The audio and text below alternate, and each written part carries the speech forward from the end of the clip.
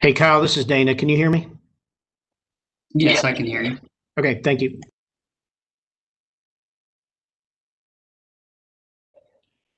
Good evening, Kyle. This is Paul Hammersmith. We all good? Yes, I can see you and hear. All right, thank you, sir. Hi, Kyle. This is Megan. Hi, Megan. Thanks. Hi, Kyle. Hey, Kyle, this is Dana. Hi, Ann. We can hear you and see you. Thank you. Okay, thank you.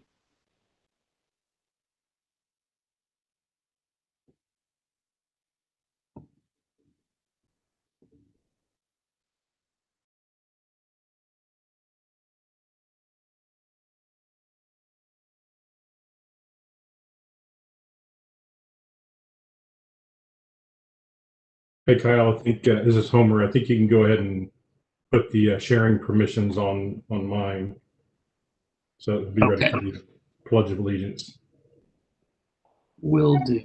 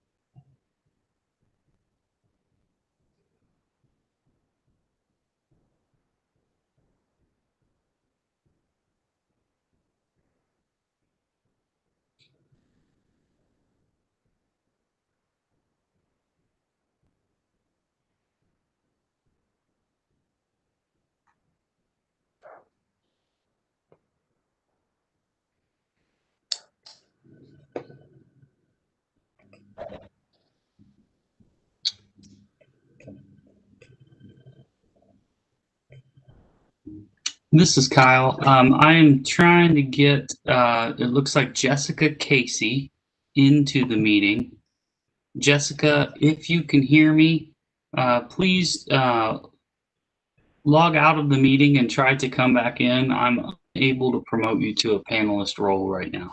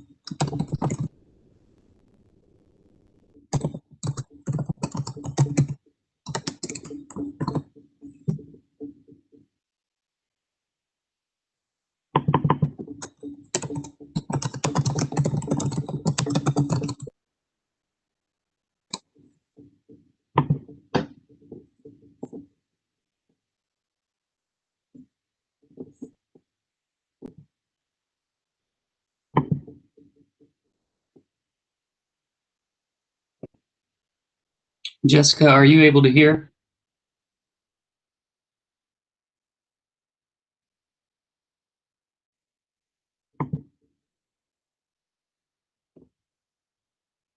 Okay.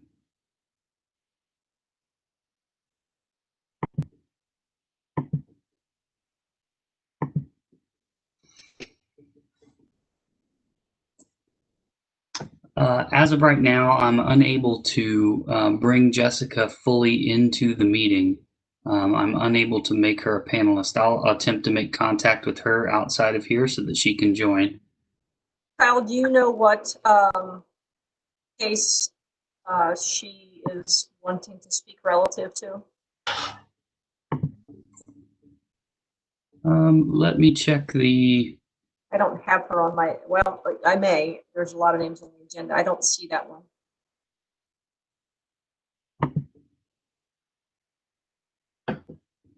Anne, are you aware of which case that Jessica Casey may be speaking to? I'm pulling up the agenda now. We have Avery Casey as a National Library video winner. So I assume it must be. Okay, perhaps it's her a parent or something. Okay, Mhm. so it's at the beginning of the meeting, so we'll need to work that out in short order.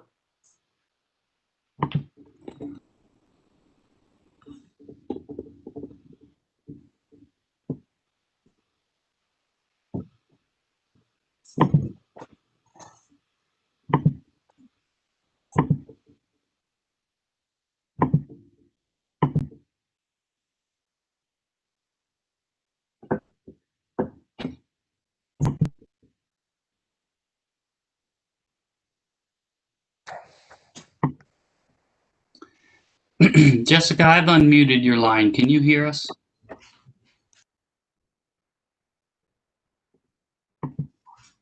I've unmuted you again. Can you hear? Yes, we can. Okay. At the I'm unable to bring you in as a panelist, so we won't be able to see your screen. However, if you'd like to log out and log back in with the attendee link, I can try to bring you in as a panelist. Okay, we logged out the first time you said it, but we can try again. Okay. All right. Thank you. Okay, thanks.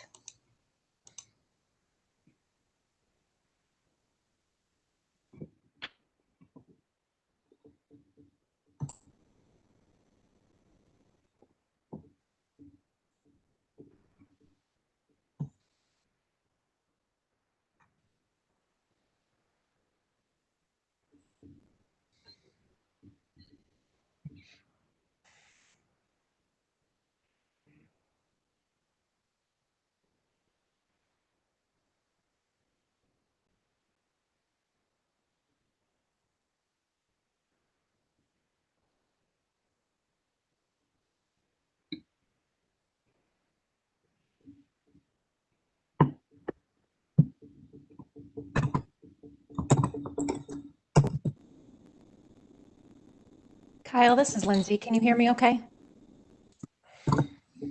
Yes. Great, thank you.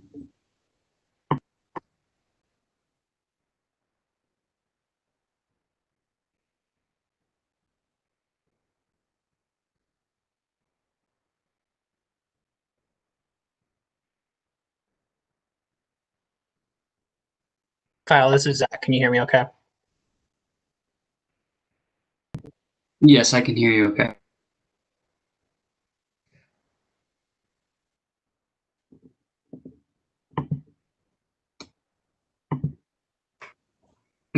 Jessica, I can see that you've logged out and logged back in. At this time, I'm unable to promote you as a panelist. Will we be able to continue? And Jessica will be able to speak. It Is looks that okay? I'm sorry. Go ahead. it looks like you had sent me another link. I can try that one again. Looks like you had maybe just emailed me one. Okay. I can try that one more time if you would like. Let's give that one more shot. If that doesn't work, we will have audio for you. We just won't have the video. Okay. All right. Thank Try you. again. Thank you.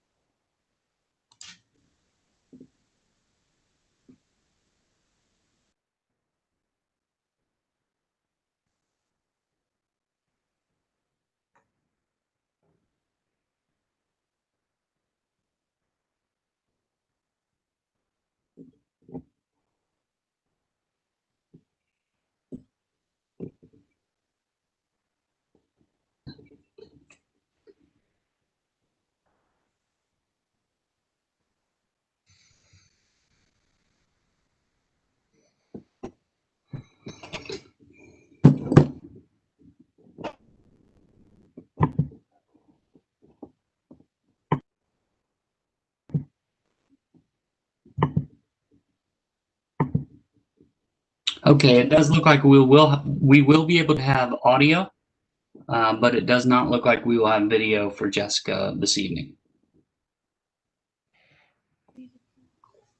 Okay, Kyle, are we live at present? We are. Okay. Well, we will just manage through our technical difficulties. Sorry that we can't see Jessica, but we'll look forward to hearing her. I would ask that if you are not a council member, if you would please turn your camera on your computer off until such a time in the meeting that you are participating. Okay, we will reconvene our meeting this evening. And again, good evening and welcome to the January 19th, 2021 regular Dublin City Council meeting. In these extraordinary times, we are dependent upon our technological capacities to have an opportunity to meet together. Given the current pandemic conditions, this is permitted by the state legislature to hold our meetings virtually. It is for the safety of City Council, for our staff and attendees, and most importantly, the general public. You can access the live stream on the city's website or on the city's YouTube channel. In order to submit questions during the meeting, please use the form under the streaming video on the city's website. These questions will be relayed to City Council by the Director of Communications and Public Information during the meeting. We will also take comments received through the clerk's office through our clerk. It is our deep desire to accommodate public participation and comment to the greatest extent possible. We certainly welcome comments on public business. Please refrain from inappropriate comments, and we certainly do appreciate your patience, as we have seen already here this evening. With that, I would ask Homer Rogers to please share his screen and lead us in the Pledge of Allegiance.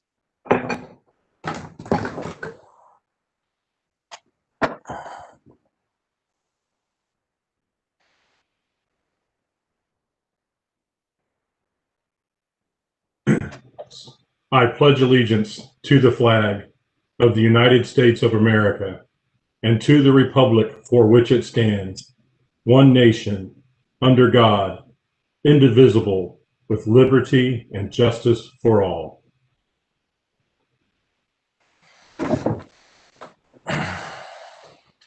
Thank you, Homer. Okay, we have some really fun things that we get to honor some of our residents for outstanding accomplishments this evening. First, I will start with Daniel Leisman, and he is our resident Rhodes Scholar. I can only imagine what terrific accomplishments he has. But we do have a proclamation for him this evening that I would like to read. And Daniel, if you're on, please feel free to start your video. And we are really, oh, there you are. I'm going to read this proclamation for you. And I suspect we may have a couple of questions for you, but we are so thrilled that you are here with us this evening. Dublin Kaufman High School graduate Daniel Leisman, a senior at The Ohio State University, has been named a 2021 Rhodes Scholar. And whereas founded in 1902, the Rhodes Scholarship supports graduate study at the University of Oxford in the United Kingdom, with only 32 scholarships awarded throughout the United States each year. And whereas he is Ohio State's 9th Rhodes Scholar and plans to pursue Master of Science degrees in evidence-based social intervention and policy evaluation, physiology, anatomy, and genetics. And whereas the Ohio State President, Dr. Christina M. Johnson, noted that Daniel's commitment to research and service beyond self reflects the values of the university community. And whereas Daniel was selected for his work funding a nonprofit organization, Pass the Class, that provides educational resources to homeless and at-risk students, as well as his biomedical research on Duchenne's muscular dystrophy, Huntington disease, and COVID-19. And whereas he is pursuing a major in biomedical science with research distinction in the College of Medicine and has maintained a perfect academic record, is a Goldwater Scholar, Astronaut Scholar, University Honors Student, and Maximus Scholar. And whereas while a senior at Kaufman, he was part of Dr. Nicholas Wen's genetic therapy lab at Nationwide Children's Hospital to aid in research and develop a cure for Duchenne's muscular dystrophy. He has conducted research with the Broad Institute of Massachusetts Institute of Technology and Harvard. And whereas while at Kaufman, he was a National AP Scholar and National Merit semifinalist. Now, therefore, I, Chris Ambrose Grooms, Mayor of the City of Dublin, Ohio, on behalf of Dublin City Council, do hereby congratulate Daniel Leisman and wish him the very best in his pursuits as he pursues a career as a physician scientist dedicated to working with patients continuing his research on genetic disorders, and removing barriers to education, signed this 19th day of January. So welcome and thank you for being with us this evening. As I read this, we have one thing in common. We both graduated from Dublin Kaufman High School. After that, you've hit it out of the park, and we are really proud of you. Thank you. Thanks for having me. Great. Well, do you want to share some of your exciting plans and when all of this is going to take place? Yeah. So I'm going to, as long as travel is open, I'm going to Oxford this October, so in 9 months. And then I'll be doing 2 master's degrees. It's still sort of up in the air as to which ones, but probably, you know, as you mentioned, one in public policy and then one in global health science. So it's changed a little recently. And then after my 2 years at Oxford, I plan on starting an MD PhD program to research tools for genetic diseases, as you mentioned. Well, your community is certainly very proud of you, and we're just thrilled to watch the great things you do. And we hope that after you do all of this travel and obtain all of this knowledge, that you bring it home and you share it with us in our community. Yeah, of course. Because we'd love to have you. Thank you. Well, I know everyone would probably like to say congratulations, but on behalf of all of us, we are so thrilled. Congratulations, Daniel. Congratulations. Thank you. Have a nice evening. I'm sure you want to stick around for this really remarkable city council meeting. But if you have to go, you know, cure cancer or something, we'll understand. Okay. Thank you. So proud of you, Dan. Drink a pipe for us Okay, over there. Will do. Okay. Our next award winner we have this evening is the 2021 OSU President's Award for Dominique Haddad. Is Dominique here? And if so, please turn your camera on. We would love to. There you are. Hello. Welcome. We have a proclamation for you as well, and I would like to read it and hear of all of the great things that you are also accomplishing. Dominique Haddad was awarded the 2021 Ohio State University President's Award. And whereas she is one of 2 recipients of this year's award and will receive a $50,000 living stipend and up to $50,000 in startup funding through the prize, which is the highest university recognition bestowed upon exceptional students committed to social change. And whereas the Ohio State president, Dr. Christina M. Johnson, noted that Dominique represents the best of the Buckeye family and is a brilliant, hardworking young woman dedicated to improving environmental outcomes. And whereas she was selected from a group of applicants who studied ideas for projects with the potential to make a meaningful impact on society, and that further the university's mission of addressing some of the world's most important and pressing challenges.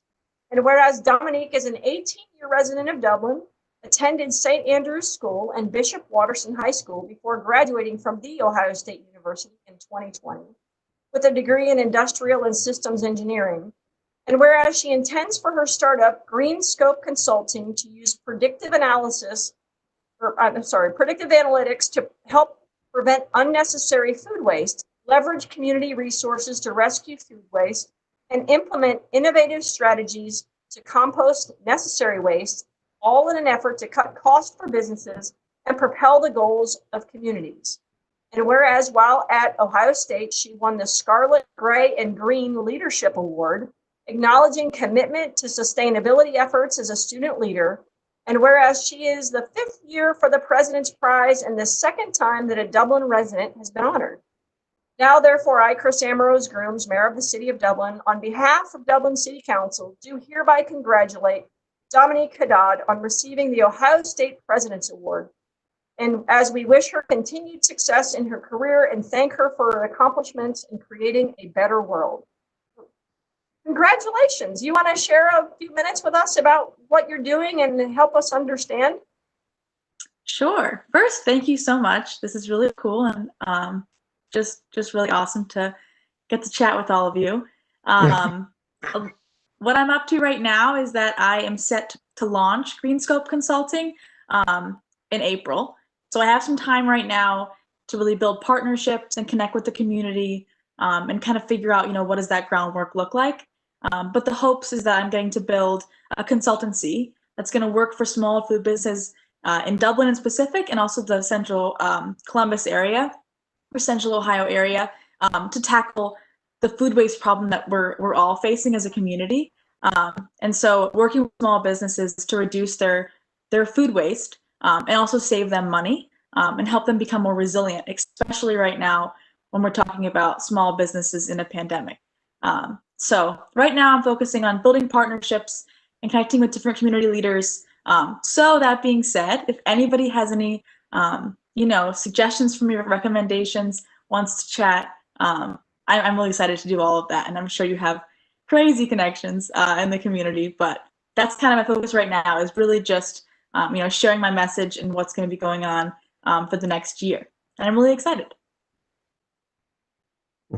Amazing. Well, that's fascinating. You probably are aware that we have recently started our food waste recycling program here in Dublin, and there is so much room for improvement in that area. I would mention that Dublin has a pretty good track record of being the home of many startups. So hopefully you'll find not only your personal home, but your corporate home here in the city of Dublin as well, because we sure would be proud to have you. I hope you're right. Thank you so much. Good luck, Dominique. Yeah. Congratulations. Thank you so much, and have a wonderful evening. Come back and share what you're teaching everyone else to the community. We'd love to hear it. Absolutely. Thank you. And if you do want, I believe probably our clerk's office has your email address, but if you would like to verify that the clerk's office has your email address, we certainly can, mention that to people in the community that might have interest in the work that you're doing. Absolutely. Okay. That sounds great. Thank you. And then we can share our crazy connections. I hope so. Good. Well, have a great evening. Thanks, Dominique. Congratulations. And by the way, we'll get these mailed out to you as well. So wish we could be together, but times are what they are. Okay, our next person that we are going to honor this evening won the Congressional App winner. And this was brought to my attention through our Congressman Troy Balderson. And so hopefully we have Stephen Speck with us. I think I saw him on his screen a moment ago, but there he is. Stephen. So I will read the proclamation for you as well, and then you can tell us a little bit about your journey. Dublin Kaufman High School junior Stephen Speck is the winner of the 2020 Congressional App Challenge. And whereas the Congressional App Challenge is an annual competition showcasing the value of computer science and STEM education by encouraging middle and high school age students to learn how to code through the creation of their own apps. And whereas Congressman Troy Balderson said Stephen identified a need, developed a plan to remedy it, and put the hard work necessary to realize his goal of creating a usable product. And whereas inspired by his mother, Olga, a pathologist, Stephen created the app in February of 2020 to help her and her colleagues assign cases based on areas of specialization and workload, which could lead to quicker turnaround time of lab results for patients and their doctors. And whereas Stephen's app, along with others from Ohio 12th Congressional District, were judged by a panel of local experts for their quality and implementation, and now will be eligible for exhibition in the U.S. Capitol building, along with being featured on the House of Representatives website. And whereas Stephen, whose father, Chris, is a computer programmer, has been programming since he was in the 5th grade and has served as a tutor for Code Ninjas, a company that provides coding instruction while also participating in cross-country and robotics at Kaufman. Now, therefore, I, Chris Ambrose Grooms, Mayor of the City of Dublin, Ohio, on behalf of Dublin City Council, do hereby congratulate Stephen Speck for his initiative, creativity, and intellect on being recognized as a Congressional App Award winner signed this 19th day of January 2021. So congratulations, Stephen. Good. Well, you want to take a moment and tell us a little bit about how this came to be and yourself? Oh, yeah. Thanks for having me. Wait, can you guys hear me? Yep. Awesome. Yeah, I kind of started in February. My mom brought the problem to me and asked if I wanted to have a crack at making a program. And at about the same time, my computer science teacher emailed me about the Congressional App Challenge. So I started on it in like February, and I worked on it a lot through the summer. And I don't know. I don't know how Ohio Health feels about it, but I'm gonna try really hard to get it implemented, or I can market it as my own. Well, that is wonderful and so impressive. I know that Congressman Balderson was really impressed by your app as it relates to all of the other ones that he saw. So I'm sure it is absolutely outstanding. Thank you. Stephen, you run cross country and you build robots. Can you do two things at once? I try. Good answer. Well, Stephen, we're really proud of you. Your community is just really honored to have kids like young people like you in our community, and what the outstanding examples you set for all of your peers. So we just wish you the best and look forward to the great things that you'll accomplish in the future. Thank you. Great. Congratulations. Have a wonderful evening. Very proud of you. Keep going. Okay, I tell you, this community is just loaded full of people to be honored this evening. That is wonderful. So we have one more, Avery Casey, with the National Library video winner. So I don't think that we're going to be able to see Avery, but I hope that we can hear her. Avery, are you there? Yes. Hi. Wonderful. Well, we should probably get one of the Rhodes Scholar or somebody like that could probably help solve our technical difficulties that we can't get you here on camera. But we will just make this work, and we're thrilled to have you. We have a proclamation for you as well, and I will read it.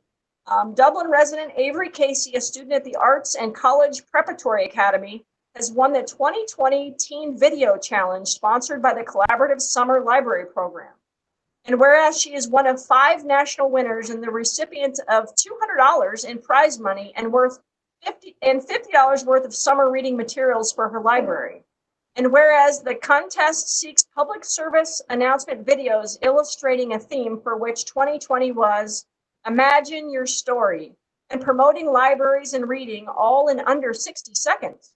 And whereas Avery's entry, featuring line drawings and cheerful music, asks volunteers to imagine their story, where does it take you? Maybe it will bring you to the library, says the character in the video, which is available for viewing at the cslprreads.com. And whereas Avery is an avid reader and a frequent visitor to the Dublin branch of the Columbus Metropolitan Library, and whereas in addition to art, she devotes time to practicing Taekwondo, and whereas Avery plans to continue making videos, is planning a career as an animator, and intends to use her prize money to purchase art supplies. Now, therefore, I, Chris Ambrose Grooms, Mayor of the City of Dublin, Ohio, on behalf of Dublin City Council, do hereby congratulate Avery Casey on her great achievement and wish her continued success in her future endeavors. Signed this 19th day of January, 2021. So Avery, congratulations. You want to take a minute or two and tell us about how this came to be and what your great plans are for the future? Sure. So when I first found out about the contest, it was from a friend, and I was really excited about it then.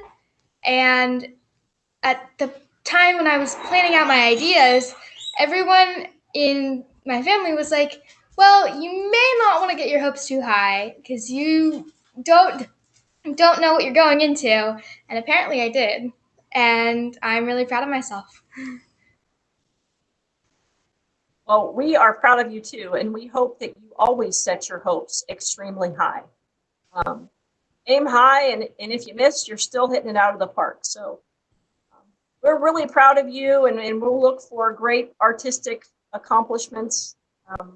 We're really proud of our arts program here in the city of Dublin, and hopefully one day maybe we can feature one of your pieces. Wouldn't that be a wonderful portion to the story? So have a wonderful evening. We are also proud of you, and thanks for what you do and being creative and making Dublin a better place to be.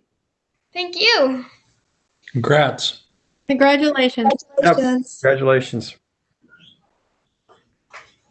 Okay, this will move us to the citizen comments portion of our agenda this evening. This is an opportunity for citizens to comment on any topic that is not on this evening's agenda. So I will ask the clerk's office, Anne, have we received any comments through the clerk's office? Yes, we have two comments. The first is from Bridget Maria, who is the vice chair of the Dublin Community Task Force. She says, I confirmed with our chair, Kofi Mpanza, we would like to inform City Council that our task force approved the following statement at our last meeting. Quote, the Dublin Task Force condemns the attack on the United States Capitol and democracy and fully supports a peaceful transition of power, end of quote. Like most Americans, our task force is very concerned about events in Washington, D.C. on Wednesday, January 6, 2021, and wanted to formally and publicly express that concern to our elected officials. Thank you. The second is from Peggy Kilty. She lives on Ashlord Court. Good evening to Mayor Ambrose Grooms, Dublin City Council, City Administrative Staff. On this day of service commemorating Dr. Martin Luther King Jr., I wanted to write and thank city leaders, participants of the task force, and the Chiefs Advisory Committee for their commitment to the community. With each public meeting, I continue to be impressed by the perspectives, goals, and actions of city leaders, employees, and the community members who serve. I hope each participant, whether they are an elected official, employee, or volunteer, knows the value of their contributions to this city in the present and for its future. I am also writing regarding the January 12th, 2021 Community Task Force meeting. I fully support the task force's discussion surrounding the drafting of a statement to condemn the violent actions that recently took place at the Capitol building in Washington, D.C. I hope the task force, as well as the Chiefs Advisory Committee and the City of Dublin, will come to a swift consensus and denounce this historic assault on our democracy. It has been nearly 2 weeks since President Donald Trump, among others, incited this riot, but it is not too late for the City of Dublin to publicly condemn the actions of those who supported and participated in this attempted insurrection. Thank you. Great, thank you. We certainly do appreciate the work that the task force is doing, and we always appreciate these comments. And in light of Dr. Martin Luther King's celebration this week, I know it is on the forefront of all of our minds. So we really are grateful for the comments, and we're grateful for the work that the task force is doing. I also want to check in with our community development and see if we received any comments through the web. I think I might have seen Lindsay pop up there for a moment. Hi there. Yes, we do have one comment that just came in through the website. This is Thomas Clark regarding Anne Clark's service to the Dublin City Council. The Clark family is extremely proud of Anne Clark's record of service and dedication to the Dublin City Council and the greater Dublin community. As clerk, she has spent much of her life supporting the growth and development of this great city. While her tenure is coming to an end, her impact will not be forgotten. I am sure you are all sad to see her go, but our family is excited to support her on this new journey into retirement, especially her grandchildren. Well, that's wonderful. Our loss is certainly their gain, and we will spend more time talking about that a bit later in the conclusion of our meeting this evening. But it's no secret that everybody loves Anne. So thank you for that, and thank you, Clark family, for sharing those thoughts with us this evening. Okay, this brings us to the consent agenda. There is one item on our consent agenda consisting of the January 4th meeting minutes. Is there a request to remove that item from the consent agenda? Hearing none. Anne, have we received any comments on the agenda through the clerk's office? We have not. No, we haven't. Thank you. And Lindsay, I think you're stepping in for Sue this evening. We did not receive any via the web chat either. Is that correct? That is correct. Thank you. I'll make a motion to approve the consent agenda. Is there a second? I'll second. Thanks, Andy. Anne, please call roll. Vice Mayor DeRosa? Yes. Ms. Saludo? Yes. Ms. Fox? Yes. Mayor Ambrose Grooms? Yes. Mr. Keeler? Yes. Mr. Weiner, Yes. Mr. Peterson. Yes. Introduction, first reading, ordinance 01-21. This is accepting the regular annexation of 4.998 acres, more or less, from Jerome Township, Union County, to the city of Dublin. Thank you, Christina, for the introduction. So we have a staff report from Paul Hammersmith. I haven't seen it. Oh, there you are. Welcome, Paul.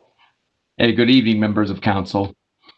Laura McGregor Comic, attorney agent for petitioner Peter L. Cortola Jr., filed an annexation petition with the Union County Commissioners on July 27th of last year for the property located at 7411 Brock Road. The property is located east of the Tartan Ridge subdivision, west of Jerome Road, and south of Brock Road. The petition is for 4.99 acres, more or less, which is the subject property. The petition was filed pursuant to Ohio Revised Code Section 709.02 as a regular/majority owner annexation. Under this process, the city must first, at least 20 days prior to the annexation hearing, adopt an ordinance or resolution relating to the municipal services.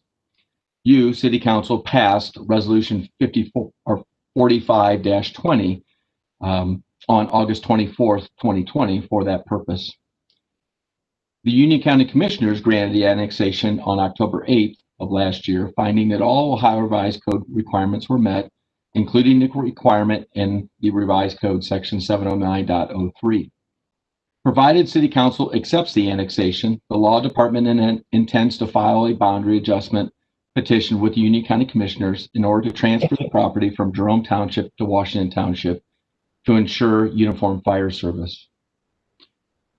Regarding a fee waiver request, at the August 24th council meeting, when council considered Resolution 45-20, Mr. Cortola requested a waiver of the annexation application fee. Staff recommended denial of the fee waiver request at that time. While council approved the statement of services resolution, the fee waiver request was tabled. During the discussion, council members expressed interest in developing a fee waiver policy.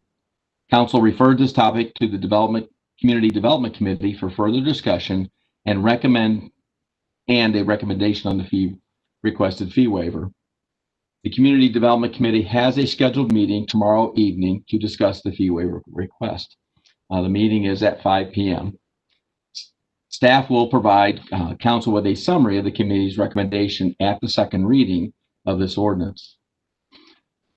So, concluding, the property is located within the proposed annexation areas of the community plan and is located in the exclusive Dublin service area as defined in the water and sewer agreements Dublin has with the city of Columbus. Therefore, staff recommends approval of this ordinance at the second reading and public hearing on February 8th of this year. And at that time, we'll also make a recommendation regarding the fee waiver. With that, I'll be glad to answer any questions you might have. Great, thank you, Paul. Questions from council? We did have this scheduled last week, and we could not have a quorum there, so we rescheduled for tomorrow evening. So we will look forward to. I know Andy, John, and I are looking forward to discussing this. So hopefully, we'll have some more information. We absolutely will have more information for second reading. And second reading will be held on February the 8th.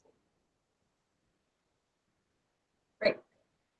Okay, introduction, public hearing resolution 02-21. It's accepting a preliminary plat for the subdivision of 3.58 acres plus or minus into 2 commercial lots and the dedication of right-of-way for the future development of the Primrose School. I'll introduce it. Thanks, Christina. And Zach Houndshell is going to be delivering our staff report. Looks like he is sharing his screen. And there is Zach. So please, Zach, the floor is yours. Excellent. Good evening, members of council. Before you this evening is resolution 02-1 for the Primrose School preliminary plat.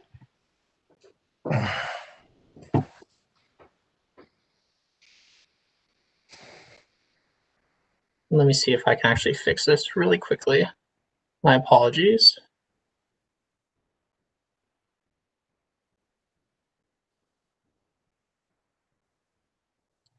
Can everyone see the full screen? Yep, we got you. Excellent. The site highlighted in yellow is approximately 3.58 acres and is located south of West Dublin Granville Road, approximately 340 feet west of the intersection with Dublin Center Drive. This site is zoned Bridge Street District Office and is currently vacant. Shown on the screen is the Bridge Street District Street Network map with the site in question tonight highlighted in yellow. This site is adjacent to a corridor connector with a principal frontage street designation to the north, which would be West Dublin Granville Road, and a potential neighborhood street to the east of this site, which is in the boldened light green dashed line. Both lots, or sorry, my apologies. The applicant is proposing the construction of the neighborhood street with the development of this site. The preliminary plat tonight is for the splitting of the entirety of the lot into 2 commercial lots, as well as the dedication of right-of-way for the neighborhood street along the eastern portion of this site. Both lots are sized to accommodate future development to meet the Bridge Street District standards for development. Lot 1 is 1.370 acres and is south of Lot 2. This site does have access frontage to the east along the proposed neighborhood street. Lot 2 is 1.632 acres and is north of Lot 1. This lot has frontage on West Dublin Granville Road to the north and the neighborhood street to the east. The plat also memorializes an existing 100-foot electrical easement along the western portion of this site. There is a condition of approval proposed with this resolution regarding the name of the neighborhood street. The applicant should continue to work with staff to provide a street name prior to the final plat submittal. Planning staff has reviewed this application to all applicable preliminary plat criteria. Staff did recommend approval to the Planning and Zoning Commission on November 5th, and staff is recommending approval with one revised condition, as was just stated, that the applicant shall provide a street name for the proposed neighborhood street prior to the submission of a final plat application. I am happy to answer any questions that council members may have. Otherwise, the applicant is here to address any questions or concerns you have. Thank you. Great, thank you, Zach. And have we received comments on this application through the clerk's office?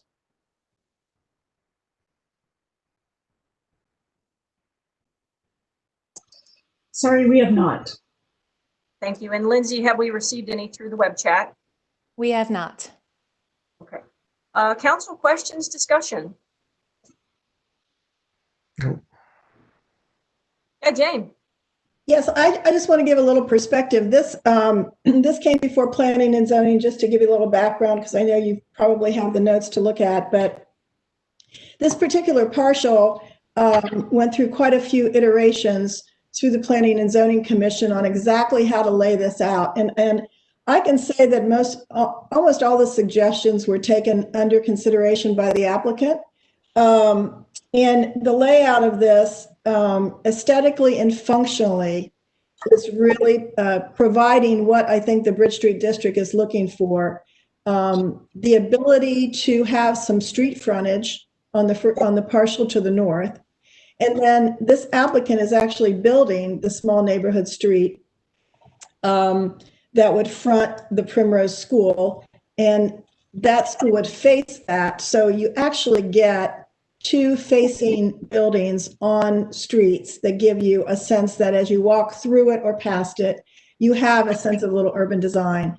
And then thirdly, it's burdened by the electric power lines that are on the west side of the property. So it was a very difficult plat to lay out, I think, for the building layout. And one of the things that I would just add at the end here is that Planning and Zoning was really thoughtful about how one would use open space on this lot. And Zach, you can correct me if I'm wrong, but I think that we memorialized that the open space area that this partial would have had to do or give would be added to the partial on the north, so that there would be an interest on 161 that the open space would activate there. So I think that there's it's important for you to know that a lot of conversation came about how this parcel should lay out. And Zach, am I correct? It is memorialized, the open space piece on the parcel to the north. Correct. That is an item that we will continue to discuss with the applicant as they move forward. Okay, so I just want to give you that little background. Yeah, I think it's interesting. You know, it's probably not a mistake that this was one of the very few parcels left on 161 that has not been developed to this point. And I think there was good reason for that with the complexities of the, you know, the high tension power lines that run through there and so on and so forth. And I think probably Bridge Street zoning made this particular parcel a bit easier to develop because it could have more density and you know, divide these lots and probably make numbers work. So give our thanks to all the planning and zoning reps and their hard work on this, because that certainly is an undertaking. Any other questions, comments by council? Hearing none, Ann, would you please call the roll? Yes, Mr. Peterson, Yes. Ms. Fox, Yes. Mr. Reiner, Yes. Vice Mayor DeRosa, Yes. Mr. Keeler, Yes. Ms. Aludo, Yes. and Mayor Ambrose Grooms. Yes. Thank you. Appreciate that. I think that might have been Zach's first presentation to council, and you did really well, Zach. So good on you, buddy. I was going to say the same thing. Good job. Okay, this will take us to the other portion of our agenda this evening, the Delaware Regional Planning Commission appointment. And Jenny Roush has our staff presentation. So there she is. Welcome, Jenny. Welcome. Good evening, Mayor and members of council. And you are correct, it was Zach's first debut, so I'm glad you all were pleased. I know he worked hard to come before you tonight. So I'm here tonight to talk through and share our request for some modifications to the appointments to the Delaware Regional Planning Commission. As you're aware, planning staff members have been a member of the Delaware Commission, and with some recent changes, we wanted to review our appointments and recommend some changes which are before you tonight. So we are requesting council's appointment of J.M. Rayburn as our primary representative to the Delaware Regional Planning Commission, and Tammy Noble will become the alternate for that. So they both have extensive work in regional planning efforts, and we know this will help continue that collaboration and regional support. So we're requesting council's approval of that tonight. Great, thank you. Appreciate that. Ann, have we received any comments through the clerk's office? No, we have not. Okay, and Lindsay, have we received any through the web chat? No, we have not. Thank you. Council questions, discussion? Hearing none, I will make a motion to appoint J.M. Rayburn as the Delaware RPC and Tammy Noble as the alternate. Is there a second? Second. Thank you, John. Ann, would you please call a roll? Mr. Reiner, Yes. Mr. Peterson, Yes. Vice Mayor DeRosa, Yes. Ms. Aludo, Yes. Mr. Keeler, Yes. Ms. Fox, Yes. Mayor Ambrose Grooms. Yes. Thank you. Okay, next on our agenda this evening is the regional housing study performed by the Mid-Ohio Regional Planning Commission. And I believe there's Tammy. She will present to this evening. And we're also going to be joined by Jennifer Knoll and the Pride of Morpsey, Kristen Carr, Director of Planning and Sustainability. There's Kristen. Welcome. There's Jennifer. So please, Tammy, the floor is yours. Thank you very much, members of council. We're fortunate to have worked with the Mid-Ohio Regional Planning Commission for approximately a year, I would say year and a half, on this study that is paramount to issues not only within our community, but nationwide, dealing with housing and housing strategies as we move forward in our communities as the need grows greater and greater. Jennifer Knoll has done a lot of work with this project, and also, of course, Kristen Carr, and they are so kindly willing to present their final recommendations to City Council, of which we're a partner with the group, and we'll continue to work with Morpsey as this conversation continues with the City of Dublin.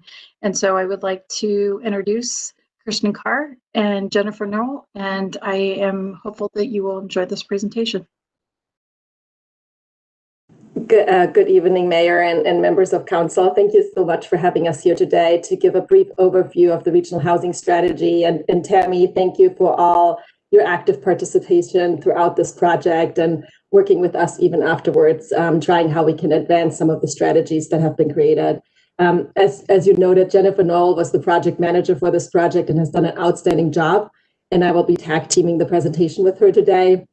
But before I get started, I also wanted to thank Dublin for always being such a great partner to MORPC and the region in general. And just, truly, we have enjoyed this council meeting and, all the young, amazing people that are living in your community. You truly have some of the best and great staff and administration. And especially thank you, Dana, for having served as the chair for the Region Smart Region Task Force. And thank you, Mayor Grooms, for being such an active member in our commission, and also so excited to have you as one of our board members now.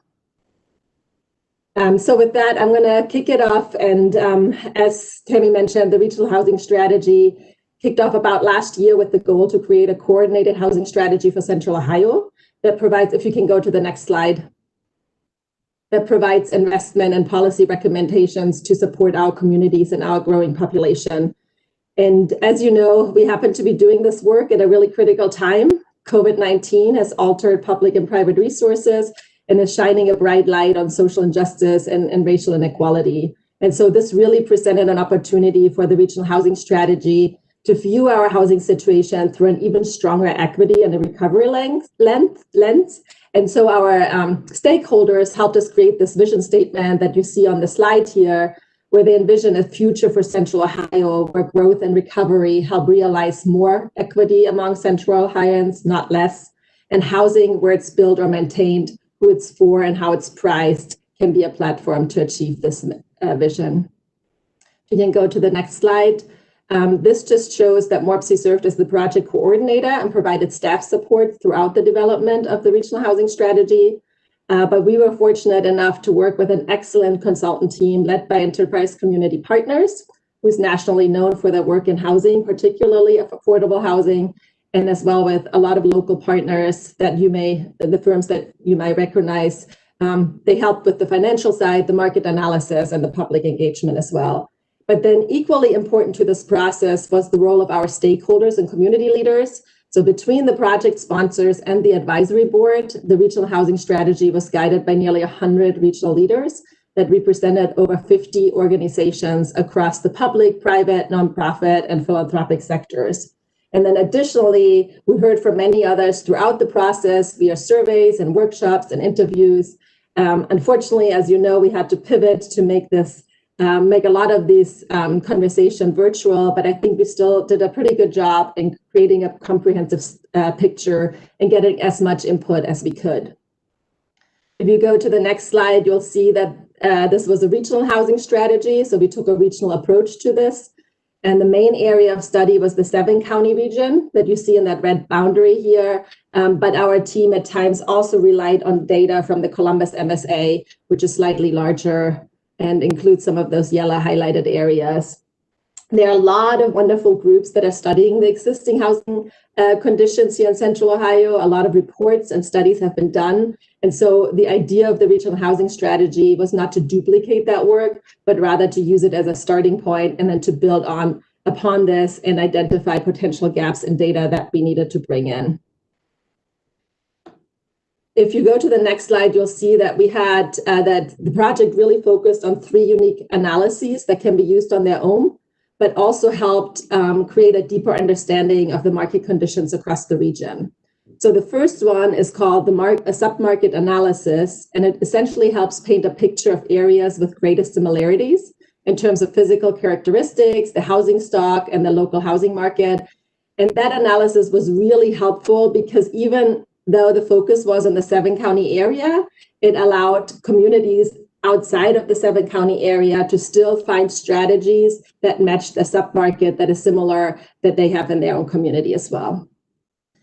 We also did a displacement risk analysis that identifies areas that are most vulnerable to housing market gentrification and resident displacements.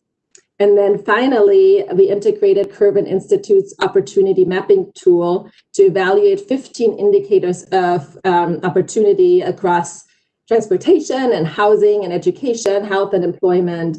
And so these findings reveal some unfortunate but also familiar patterns. When you look at the map, you can see that the very low opportunity areas that persist across the region today match up almost perfectly with the redlining maps from decades ago. And thinking about, 50, 60 years later, we haven't really moved the needle in terms of bringing people out of poverty. It really is lighting a fire in us to do more and to do things more quickly to create that important change and bring people up. So if you go to that next slide, out of this research and all the analysis that we did, 5 core regional housing issues emerged, which really became the framework for the regional housing strategy. And so you can see those housing issues on the slide.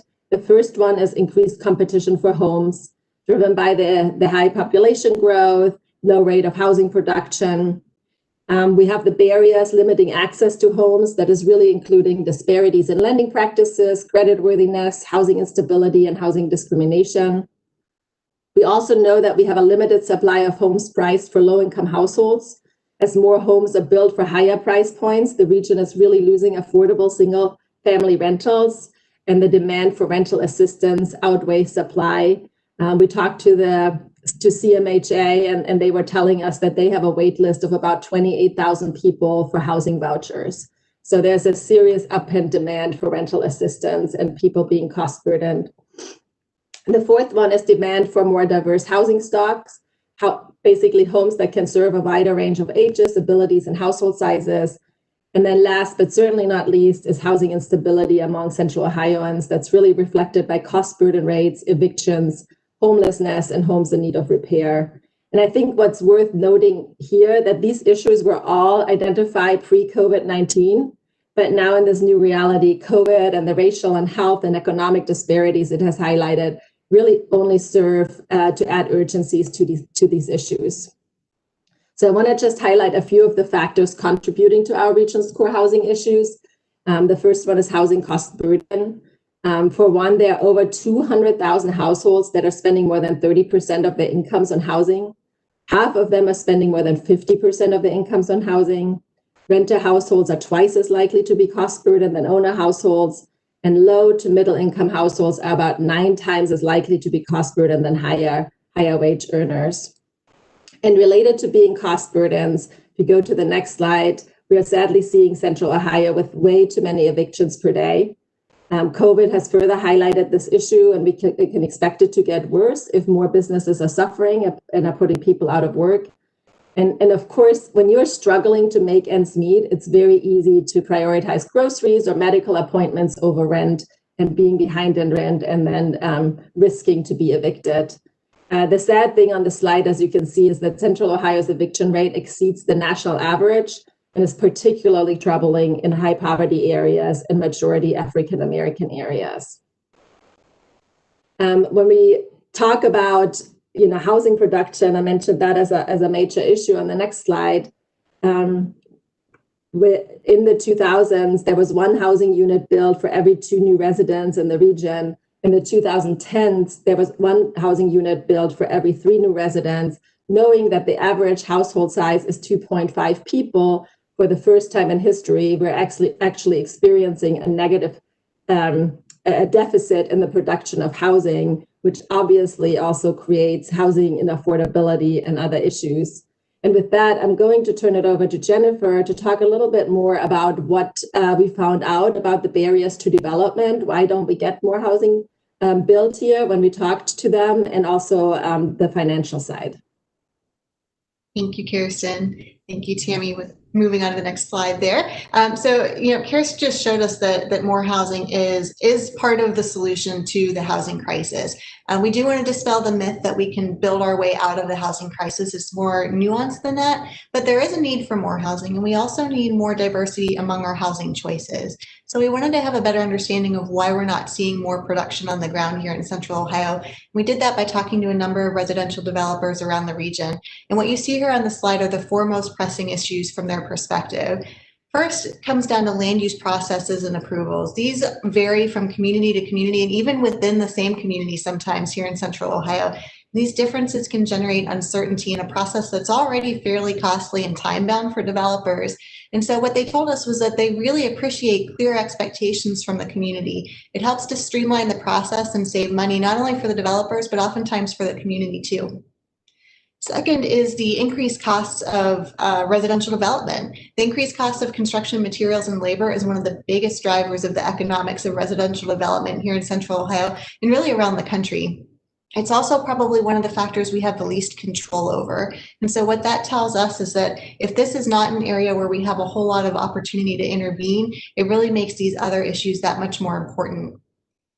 Third, regional developers said that the lack of public and political support affects development feasibility here in the region. Essentially, those negative perceptions about denser or subsidized homes can result in people voicing their disapproval locally and ultimately can make the decision as to whether or not a project moves forward.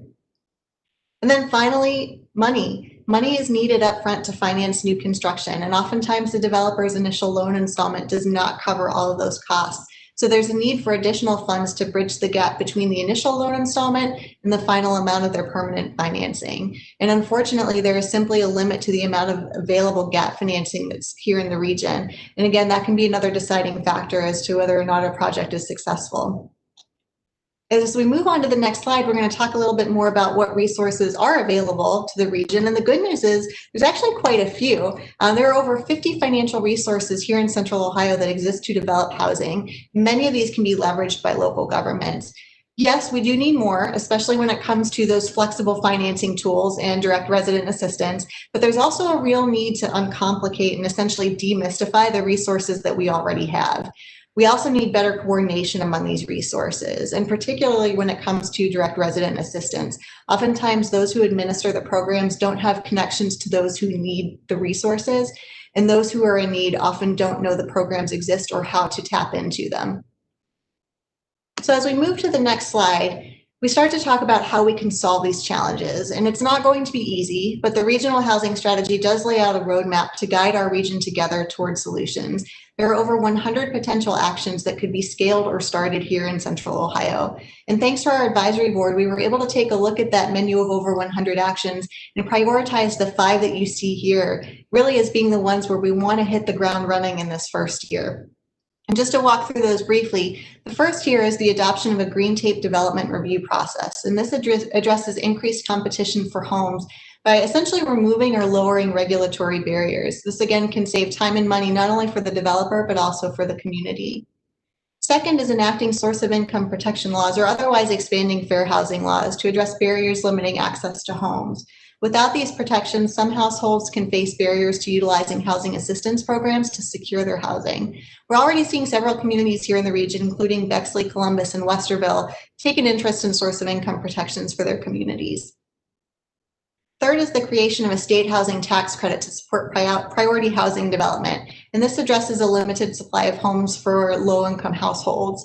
A state housing tax credit could be a much needed way to expand our amount of gap financing that's available for affordable and mixed income housing.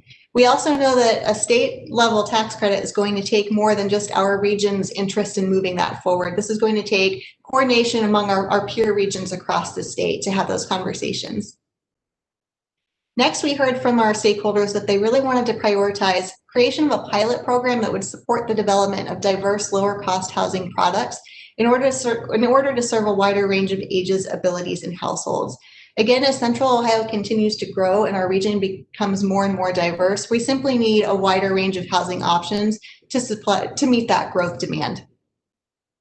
We also really need to see more housing within CODA service areas, closer to job centers, and within areas of opportunity. And then finally, there's a need for more tenant-based rental assistance. This was probably one of the top concerns that we heard coming into the start of the regional housing strategy process. As we went forward, and COVID-19 continued to be a crisis, not only in terms of health, but also socioeconomically, this has really become a priority issue for our stakeholders, and the need only continues to grow. So we'll move to the next slide here.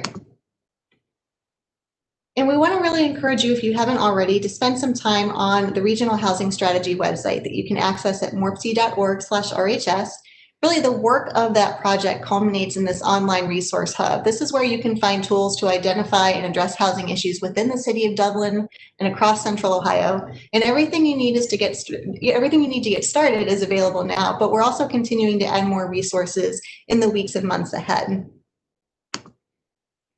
In particular, as we move to the next slide, I really want to invite you to explore the Implementers Toolkit. This is where you can review all 110 actions that exist within the regional housing strategy. And with that Implementers Toolkit, you can learn more about the unique submarkets that make up Central Ohio's housing landscape, as well as the actions that could be implemented to move the needle on supply and affordability. And we have just a couple of screenshots here on these next few slides to walk you through what it looks like once you start to interact with the toolkit.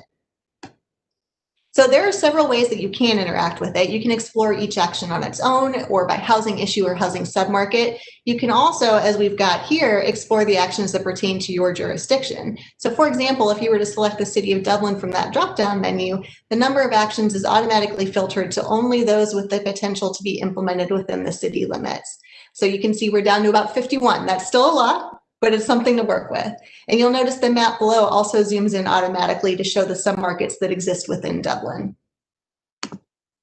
As we move to the next slide, what you'll see is that once you've kind of selected how you want to interact with the toolkit, you're going to scroll down and you'll arrive at a table of all the available actions. So in this case, we have a table of those 51 potential actions that could be implemented in Dublin. And you can select any one of these to take a closer look. And then you can click on Go to Action Profile, which we've highlighted there. And as you'll see on the next slide, when you select Go to Action Profile, it brings up a description of that particular action along with examples with how it could be scaled or started in the region. For many of these actions, we also have case studies as well as guidance from communities across the country where that particular action or similar work is already underway. Like the regional housing strategy itself, we really think the Implementers Toolkit is designed to grow and flex as the region grows and priorities change. This is a resource we're going to continue to maintain and adapt to our region's needs. We also really think the region has an opportunity to capitalize on the momentum around the regional housing strategy. You can start today with that Implementers Toolkit and those 5 priority actions. And MORPC is not stepping away from this work either. As you can see here on this slide, we're going to continue to champion this project and provide support to our local governments to help you address the housing needs in your community. This may take different forms. We have an example here of one of those forms, which may be working with you or with our other communities to develop your own local housing action agenda. This is a process that will localize those regional findings, essentially with a mini strategic plan that will contain data and context-sensitive strategies for your community. We're also in the process of developing metrics so that we can track the region's progress on these core issues. And the RHS dashboard, as we're calling it, is really going to be an important part of our ongoing commitment to those priority actions and the other goals of this project. We're excited to be debuting that resource in just a couple of weeks. And that's really not all either. I'm actually going to turn things back to Kirsten to close us out and bring us home. She's going to be talking about another new exciting program that we have in the works, along with a little bit more about how we're seeking to support you in all of Dublin in this work as we move forward. So Kirsten, back to you. All right, Jennifer. So as Jennifer mentioned, at MORPC, we're always thinking about how we can continue to play a role in the implementation of the regional housing strategy, how we can assist our members and organizations. We know that we are a good place for bringing people together and facilitating important conversations. So we're thinking about kicking off 2021 with a housing speaker series, where we're bringing in local and national speakers around various topics related to housing every other month. So the first 2 housing speaker series events, you can see them on the slide. They are free to attend, and we can certainly send out a registration for it later. The first one is already at 120 people.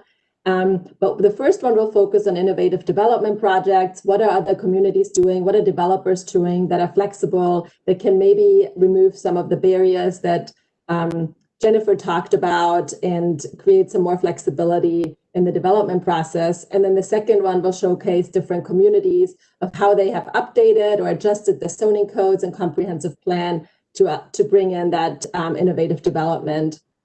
In the future, we're also thinking about facilitating conversations with school districts and, having a whole session around the idea of creating 15-minute cities, so to speak, so that you can reach most of the amenities and everything you need within 15 cities. And what does that mean in terms of tying land use and transportation and job access together? So stay tuned for this, and we'll certainly follow up with more information. And then the last slide to wrap it up is, just showing the incredible public-private collaboration of the regional housing strategy. If you can go to the next slide, Tammy, and kind of see, who was all involved in sponsoring the strategy and participating it, from the Columbus Foundation and the partnership in general to a lot of the different communities, all the way out to Marysville and others. And so with that, we're happy to end the presentation. We hope, it's always tough to kind of wrap up a whole year of research and analysis within an hour, but hopefully this was a good overview, and we're certainly happy to answer any questions or follow up with other information as needed. So thank you again for the opportunity to present this. Great, thank you, Kirsten and Jennifer. Before we start the council discussion, I want to check in with Lindsay and make sure that check in on any community input from the web, via the web chat. We have nothing at this time.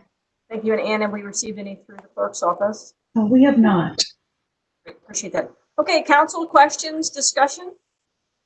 Yeah, so first I'd like to thank Kirsten, Jennifer, and Tammy. Great presentation, and clearly a lot of work by you and the rest of the group. I'm not sure who to direct this question to, but when it comes to supply and demand statistics that we use to determine whether we don't have enough supply or we have too much, since these studies can take months or even years to complete, how real time is that data? Because looking around Columbus, Hilliard, it seems like anywhere I drive, Whitehall, there are apartments going up everywhere. And in some cases, those have gone up in 9 months or a year. So I'm just curious, first of all, time-wise, how up to date is that data? I would say it is pretty up to date, but I'll let Jennifer speak to it as well. So just so you know, as part of the regional housing strategy, we worked very closely with the Building Industry Association as well, as we're making forecasts in terms of how many housing units we need based on the estimated housing growth. We can make a forecast just based on the numbers of people who need to live in places. The BIA then helps us, and the Columbus Realtors Association then helps us. Well, you might have to increase the supply market by X% in order to truly have a healthy housing and real estate market that allows for choice in the market as well. And so right now it's really dense. When you talk to the realtors, the realtor community, they're telling you that homes are being bought out so quickly at higher price points than ever before. And so that is a really good indicator that the data, that us saying that, or the study, I shouldn't say us, but the study saying that our housing market is tight and doesn't meet the demand is actually validated on the ground by the real estate community. Okay, thank you for that. I'm sorry, go ahead. Oh, no, sorry. It's such an excellent question. And you're right. There are certainly some limitations to some of our data sets, some of which may go back to, say, 2018 or so. The nice thing about this particular area is that we actually can get much more current data. And we track that in a couple of different ways. We can pull permits basically from the previous year. So we can start now to be taking a look at everything that happened in 2020. We're also taking a really close look at vacancy rates, both for rentals as well as for owner-occupied units. And we can kind of use that as a proxy for what the availability of housing is. So if we have a very low vacancy rate in owner-occupied homes, for example, that tells us there may not be enough stock out there to support a healthy market. Okay. My second question has to do with senior housing. So this study seems more broad. if I were interested in finding out more about housing for folks 55 and older, where would I find that information? This is another great question. So the short answer is there is not a one-stop location right now where you could go to find the entire universe of available housing stock for 55 and older residents. That's one thing we're looking into, is whether or not there's a need for consolidated information, and if so, where should that live? In the meantime, you would probably have to look at different places. So if you were interested in finding housing for older adults who maybe are on a fixed income and would qualify for assisted or subsidized living, you could go to the Columbus Metropolitan Housing Authority for information on Franklin County. And then you could do that for each of the adjacent counties if you were also curious, for example, Union County. For market rate housing, it's not even that easy. You would oftentimes have to look to each municipality and get a sense of what the stock is that's out there, or be familiar with the developers who provide that product. So for right now, it's not a one-stop shop. If you're, a child with an older parent, or you're an older adult looking for that type of community, it can be a little bit of hunting and pecking to find it. Okay. Thank you very much, ladies. So do you have some of your other speaker series further out already planned? I think that for a lot of folks, particularly in suburbs, a topic that I think is interesting and very, very challenging is NIMBYism. Not in my backyard. And so I would find it really interesting to have folks, particularly from suburbs, come in and talk about their experience. It's not that you don't see that in Columbus, because you absolutely do see it in Columbus as well. So I wanted to just get your thoughts on that. Yeah, you're absolutely correct. And that is one of the topics that we're bringing in. This is happening in every single community. Wherever we present, NIMBYism is the #1 barrier to some of the denser and maybe newer developments that people are not comfortable with or used to. And it's something that we need to think about, of how do we better tell the story of who is going to live in these new developments. How does it help the community at large? How does it help with economic development, and all of that? Yeah, because it's not just a question of it being the suburbs either, right? There's also some question of race and equity, and some communities feeling very put upon by, well, we've already had these developments. Why do you keep coming back to our community to put these developments in there? So there's a lot of different layers to it. And I think that there are some systematic issues too that we're dealing with just in the overall continuum of care. I work in affordable housing. Actually, specifically, I work in permanent supportive housing. And so it's not just a matter of working with the communities. It's also a matter of working with the CMHAs out there, and the ADAMHs and the CSBs and all the other players that sit at that continuum of care table. Because as you know, for tax credits and stuff, they score these. And if you don't hit every single, it's not easy. And if you don't hit every single thing, you can't even get the thing built, let alone going to the community and getting it rezoned and everything else that's got to happen with it. So there's a lot of layers there. There's a lot of difficult things there that I think are really nuanced, that are a struggle for most folks to understand.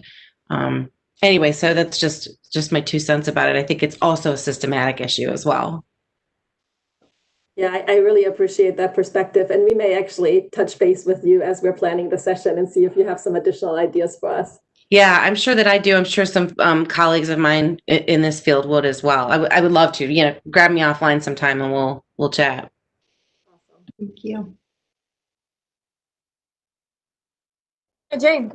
Yeah, this is a fascinating subject, and I know we're going to be talking about it as we move forward in our 2035 plan. But have you discussed, and I sit on planning and zoning, so even our Planning and Zoning Commission is talking about housing.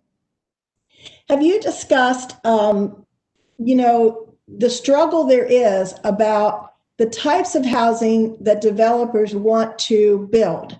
I saw in your February meeting it's not cookie cutter. A lot of times, NIMBYism is there because the type of development that developers want to build, which is these large apartment complexes that take up a whole block and change the character of a neighborhood, tend to be the reason that they're not well accepted.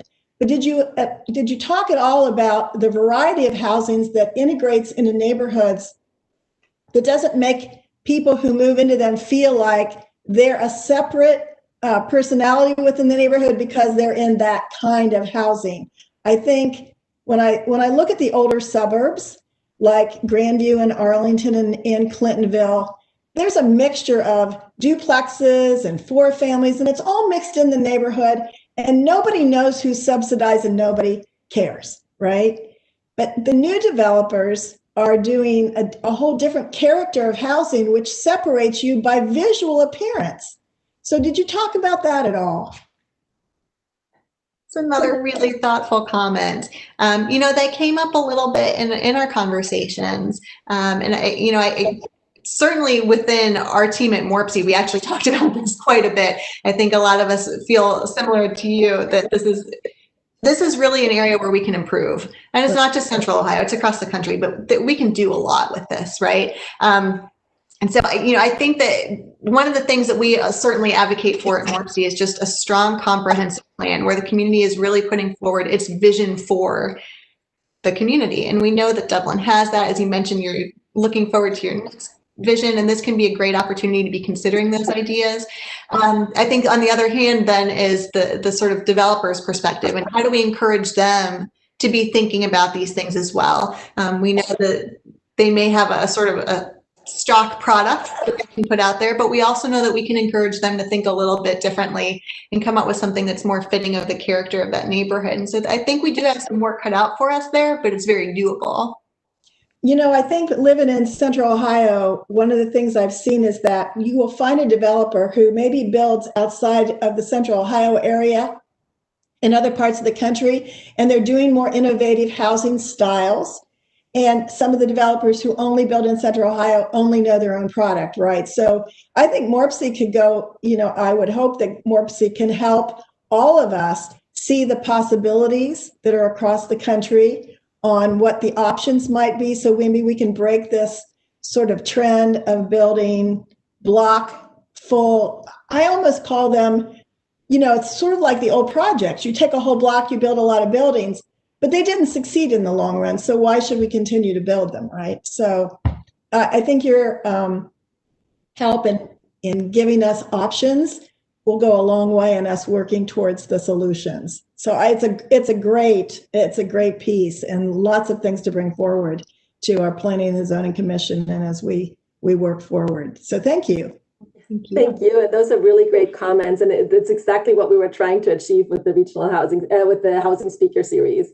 Is we don't want to highlight the community, the developers that are locally, but actually showcase what's happening elsewhere and kind of spur that creativity, so to speak, within our development community. But the other piece is we've been talking extensively with the BIA about hopefully in the summer, if there's a chance for us to actually see each other in person, because we feel virtually it would be a little bit more difficult, but to bring the local government and the developers to the table at the same time and kind of have these very frank and open conversations so that the development community can say what, the regular burdens that they think are impeding on, faster growth and more flexible growth. And then at the same time, the government community talking about, well, you're not bringing us really creative products, or what you're bringing is not really in context with our community, and how do we bring both sides together, essentially? I think that's great. A big table conversation over something like this would go a long way. I agree. I totally agree. Thank you. Mm-hmm. Yeah, Kathy. First of all, thank you. I have to say, I am overwhelmingly amazed at how much you guys accomplished in just the time period that before you. It is great work, and the tool that is so impressive, and it's a hard project. So congratulations on that, and thank you for doing that for us. I sort of have a question and then I have a comment. My question is, as I think about, sort of my life and the thought about how far I commute to a job and what it looks like to get the job I want. The connection between the infrastructure of transportation and housing is so darn critical. And I know you touched on that briefly, but I didn't necessarily see that as one of the big hurdles. Could you share a little bit about how you're thinking about that? Because I think that will have a huge component of success long-term on this. So I know you've thought about that. So if you could share, that'd be great.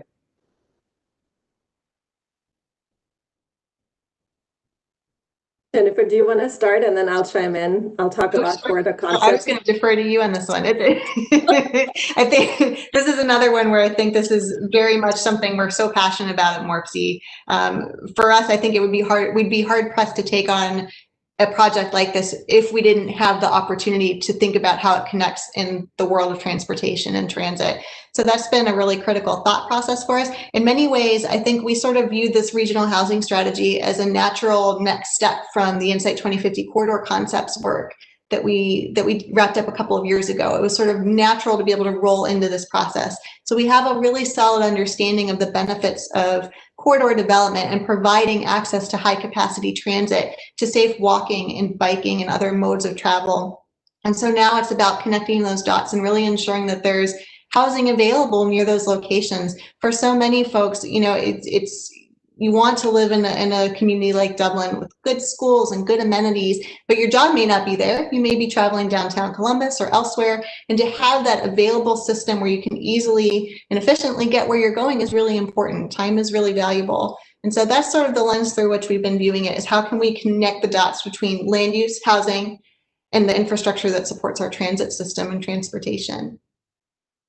Yeah, I think Jennifer did an excellent job answering that question. And I'm sure you are very much involved in the Northwest Corridor discussion. And we're working with CODA and the City of Columbus and others to really think about how do the regional housing strategy elements really play into the redevelopment of these corridors. The Northwest Corridor is only one, but how do we make sure as we're doing infill and redevelopment, creating these true mixed income communities, not just mixed use, but mixed income communities, to the comment earlier, where you can tell like based on the units of who lives where and how much anyone makes.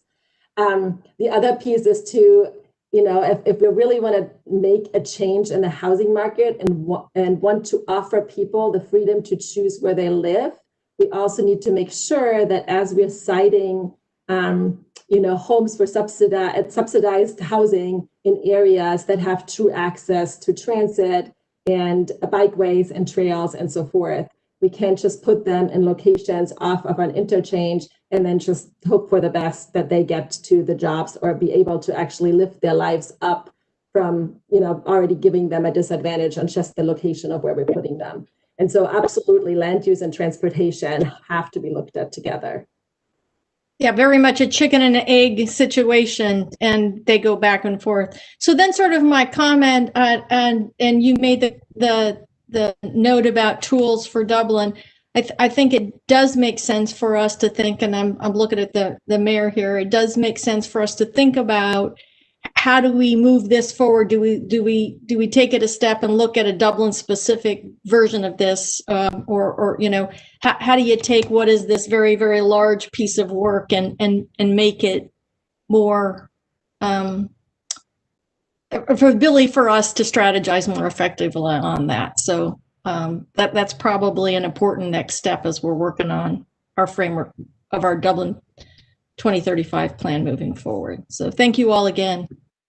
Well, you know, I think that is exactly what, you know, the next step is for us to, you know, engage these same folks that have done this study to, you know, now we know what the challenge is for the region, right? So these are regional challenges. This isn't the challenge just for Dublin. You know, we certainly would not be able to be all things to all people. And I think the regional approach to this is that not any one community can do everything on the list, but every community can do something on the list. And I think that that's where we need to start looking in the mirror and taking some analysis on, you know, what is it? What are the things here that we can move the needle on in the more near term? And, you know, Dublin has always been an employment center for the region. You know, we provide a lot of jobs. You know, we import or export, no matter, depending on how you want to look at it, 40,000 jobs a day. And so that's really important. And so the challenge for folks to be able to have quality housing, right, is going to be incumbent upon your ability to earn a living. And certainly those are some of the challenges, transportation and getting to and from those jobs, and you know, looking more school district wide. I think when we see those maps and in the lines that are drawn or the city limits really don't reflect our community. The school district is a far more accurate reflection of the city of Dublin, because aside from perhaps a few extra dollars at the rec center for a membership or at the swimming pool for a membership, it looks and quacks and walks like a Dubliner. And I think that's an appropriate way for us to draw that and really, as Kirsten and Jennifer so appropriately outlined, is in part of the development hurdles is the cost of land, right? And that, as they mentioned, is far outside our control, right? So I think there are some great next steps. I just want to make sure there weren't any other comments by council members that they wanted to make before we start in the discussion of future steps. And maybe Dana would have some ideas for us on that as well. So maybe you can help facilitate some of that conversation. So anything else for Kirsten and Jennifer? Well, Dana, are you going to come back? I know that you had some thoughts relative to moving forward. Thanks so much, Morpsey, for this study and this information. I think I know Dana has mentioned a couple times he was one of the first to raise his hand and say we're in to help support that, and we're really, really proud of that, and appreciate the ability to be partners with you on establishing all this and collecting this information and data. Yeah, Mayor, thank you. I would only echo many of the great comments and questions here that were raised this evening. A great discussion and very thoughtful indeed. I just would only express our gratitude to Mid-Ohio Regional Planning Commission for the taking on the leadership role of this. I think the initial thought was brought up by City of Columbus, but they together then got with CAMA and got the membership to jump on board, as well as the Morpsey membership. So great leadership on their part. Thanks to our staff as well, Tammy Noble, who has been engaged in attending all the meetings and so forth, and appreciate that very much. I would suggest a consideration that, we want to continue to support this as staff and as council, I would think, and try to continue this effort and perhaps a bit of a drill down, if you will, on Dublin, and as you mentioned, Dublin's contribution to this. So, I think perhaps a motion would be appropriate to guide us as staff as to how to pursue this, maybe along the lines of an ongoing discussion about our local housing action agendas that turn into local action that are unique to Dublin. Also authorizing us to engage with any consulting services that staff might determine necessary. I think another one would be obviously engaging the Dublin community in that process as much, as much as we possibly can, as we normally would do. And then something along the lines of reporting back to council as well relative to our findings. And I would tie that in to our 2035 framework plan that we're doing. I think Councilmember Fox or someone mentioned that, and I think that's a great place to kind of bring that strategic planning relative to this issue together with the other strategic planning efforts that you're doing to update our community plan. I think the timing of that works well. I don't think that's a slow roll. I think that would happen fairly quickly in the scheme of things within the next year to try to work those things out. So something along those lines is what I would be recommending. Dana, did you have in the budget, the most recent budget we passed, and I believe it was in November, are there dollars available to engage these consulting services in that, or are we looking at something additional? We budgeted around, I believe, $250,000, not just for this, but consulting services that I would call related to the 2035 plan. So there may be a multitude of different studies that we might pick up or assistance from consultants in that process. So this could be one of those.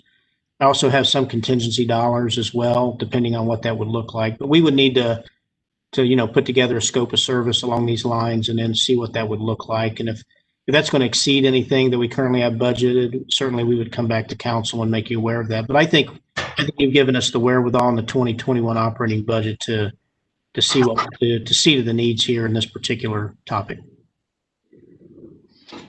Right. Jane, did you have a question?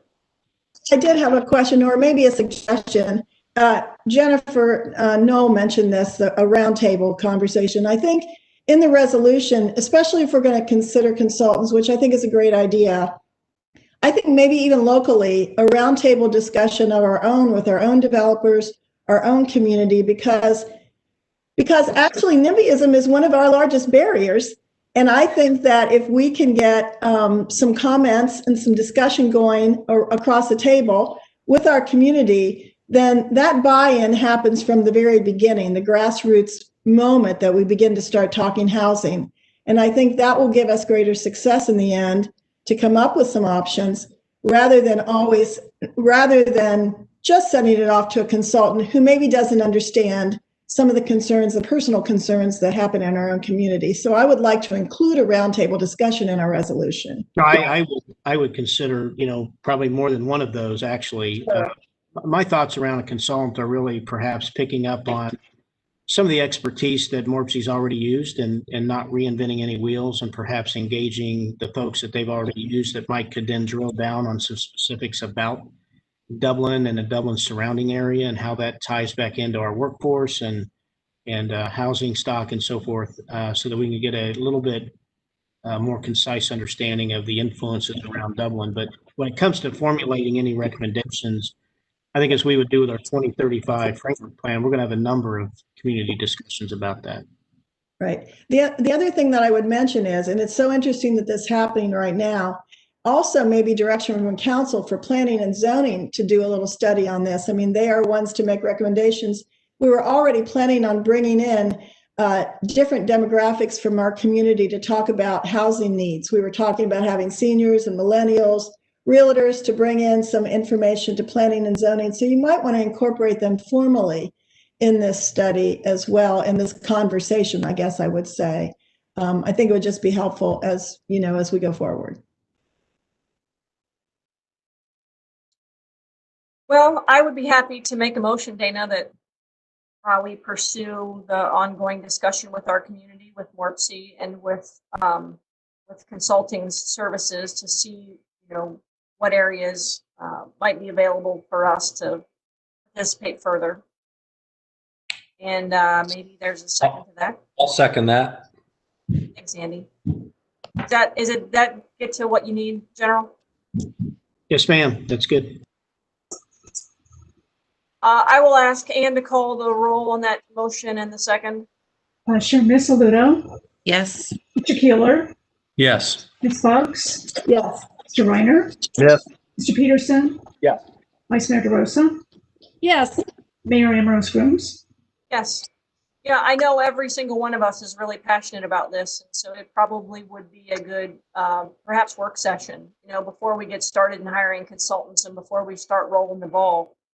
We set a target together, have that conversation, and forward from that point. Yeah, I'll certainly commit that we would come back with perhaps a discussion around a scope of service. And again, I don't want to suggest that we're going to put this all on a consultant. That's just, it's going to be very staff and council driven. We just probably need some expertise we may not have on staff. But certainly, I think before we would set out on any specific action steps, we would circle back to y'all and get some direction. Kirsten, Jennifer, thanks for your time tonight. Appreciate it. Thank you so much. Thank you very much. Okay, this will conclude the formal part of our meeting, but tonight is a really special night for us here in the city of Dublin, particularly in council. And it's Ann's last meeting, and it will conclude her 30-year tenure with the city. And we are so grateful. We have a proclamation for you that I would like to read. And it says the following: Ann Clark will retire January 31st, 2021, after a distinguished 30-year career as Clerk of Council for the City of Dublin. And whereas a Davenport, Iowa native and graduate of Mount St. Joseph University, Ann began working for the City of Dublin on November 19, 1990. I think she must have been 12. And whereas according to the International Institute of Municipal Clerks, the clerk is the historian of the community for the entire recorded history of the town and its people for his or her care. And whereas esteemed political scientist William Bennett Monroe wrote in 1934, "No other office in municipal service has so many contracts. It serves the mayor, city council, the city manager, and all administrative departments without exception. All of them call upon it almost daily for some service or information. It demands versatility, alertness, accuracy, and no end of patience. The public does not realize how many loose ends of city administration this office pulls together. And whereas Anne has embodied this role wholeheartedly, being the go-to person for legislative information on the city of Dublin with her encyclopedic recall, and whereas her dedication, conscientiousness, and institutional knowledge earned her much recognition and praise through the years, including being named the City of Dublin Employee of the Year. Associate of the Year, we probably would call that now. Whereas Anne has been actively involved in the Ohio Municipal Clerks Association, which she has also served as past president, and whereas a member of the Dublin Singers in retirement, she will continue to pursue her musical interests, including playing piano and guitar. And whereas we applaud her distinguished career while acknowledging that the role most important to Anne is that of loving mother to Tom and Amy, and adoring grandmother to Sean, Natalie, Amy, Riley, Madeline, Emma, and Jack. Now I, therefore, Chris Ambrose Grooms, Mayor of the City of Dublin, on behalf of not only this City Council, but many City Councils, do hereby declare Friday, January 29th, 2021, as Anne Clark Day in the City of Dublin in recognition of her outstanding contributions to our community, and wish her the very best in retirement, signed this 19th day of January 2021. So,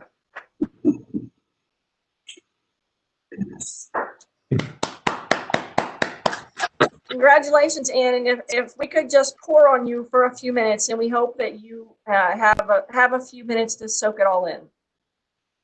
Gosh, totally unexpected that you would do this tonight, so I'm kind of speechless, and my voice is not good tonight. But anyway, thank you. You know, when I began here, it was your father was one of the folks who hired me, which I'm sure you remember that. And so I guess we've come full circle here, and I'm feeling really old, but you know, maybe a little bit wise, experienced, etc. But it's just been a great privilege to serve City Council and all the residents for all these years. So I am a Dublin resident. I'm really proud of all that has been accomplished by the city, and the fact that I have a small role to play in all that has been wonderful for me. So I'm looking forward to my next chapter. Maybe spend more time on some music things and travel. And thank you all for all of your support, which has always been there, always. So I'm just kind of speechless. Thank you. I know my fellow council members and Dana have a few words probably for you as well. Well, Ann, it's John Reiner, and I really think the world of you. Working with you for the full 30 years, you were brilliant, you're dedicated, you're humble, you're unbelievably efficient and thorough. And it's a great honor just to say that we've been friends, and you performed those duties in a magnificent and excellent manner that, you know, has brought honor to the city, and our total respect as an outstanding personality. So, you know, I'm going to really miss you, and all the conversations we've had over the years about different issues and things. You know, your insightfulness into personalities and issues has just been fantastic. So God bless you, and I wish you all the well with your family and your grandkids, and hopefully your travels and your other adventures. So just thank you. That's all I want to say. Thank you, and I just hate to see you go. God bless you.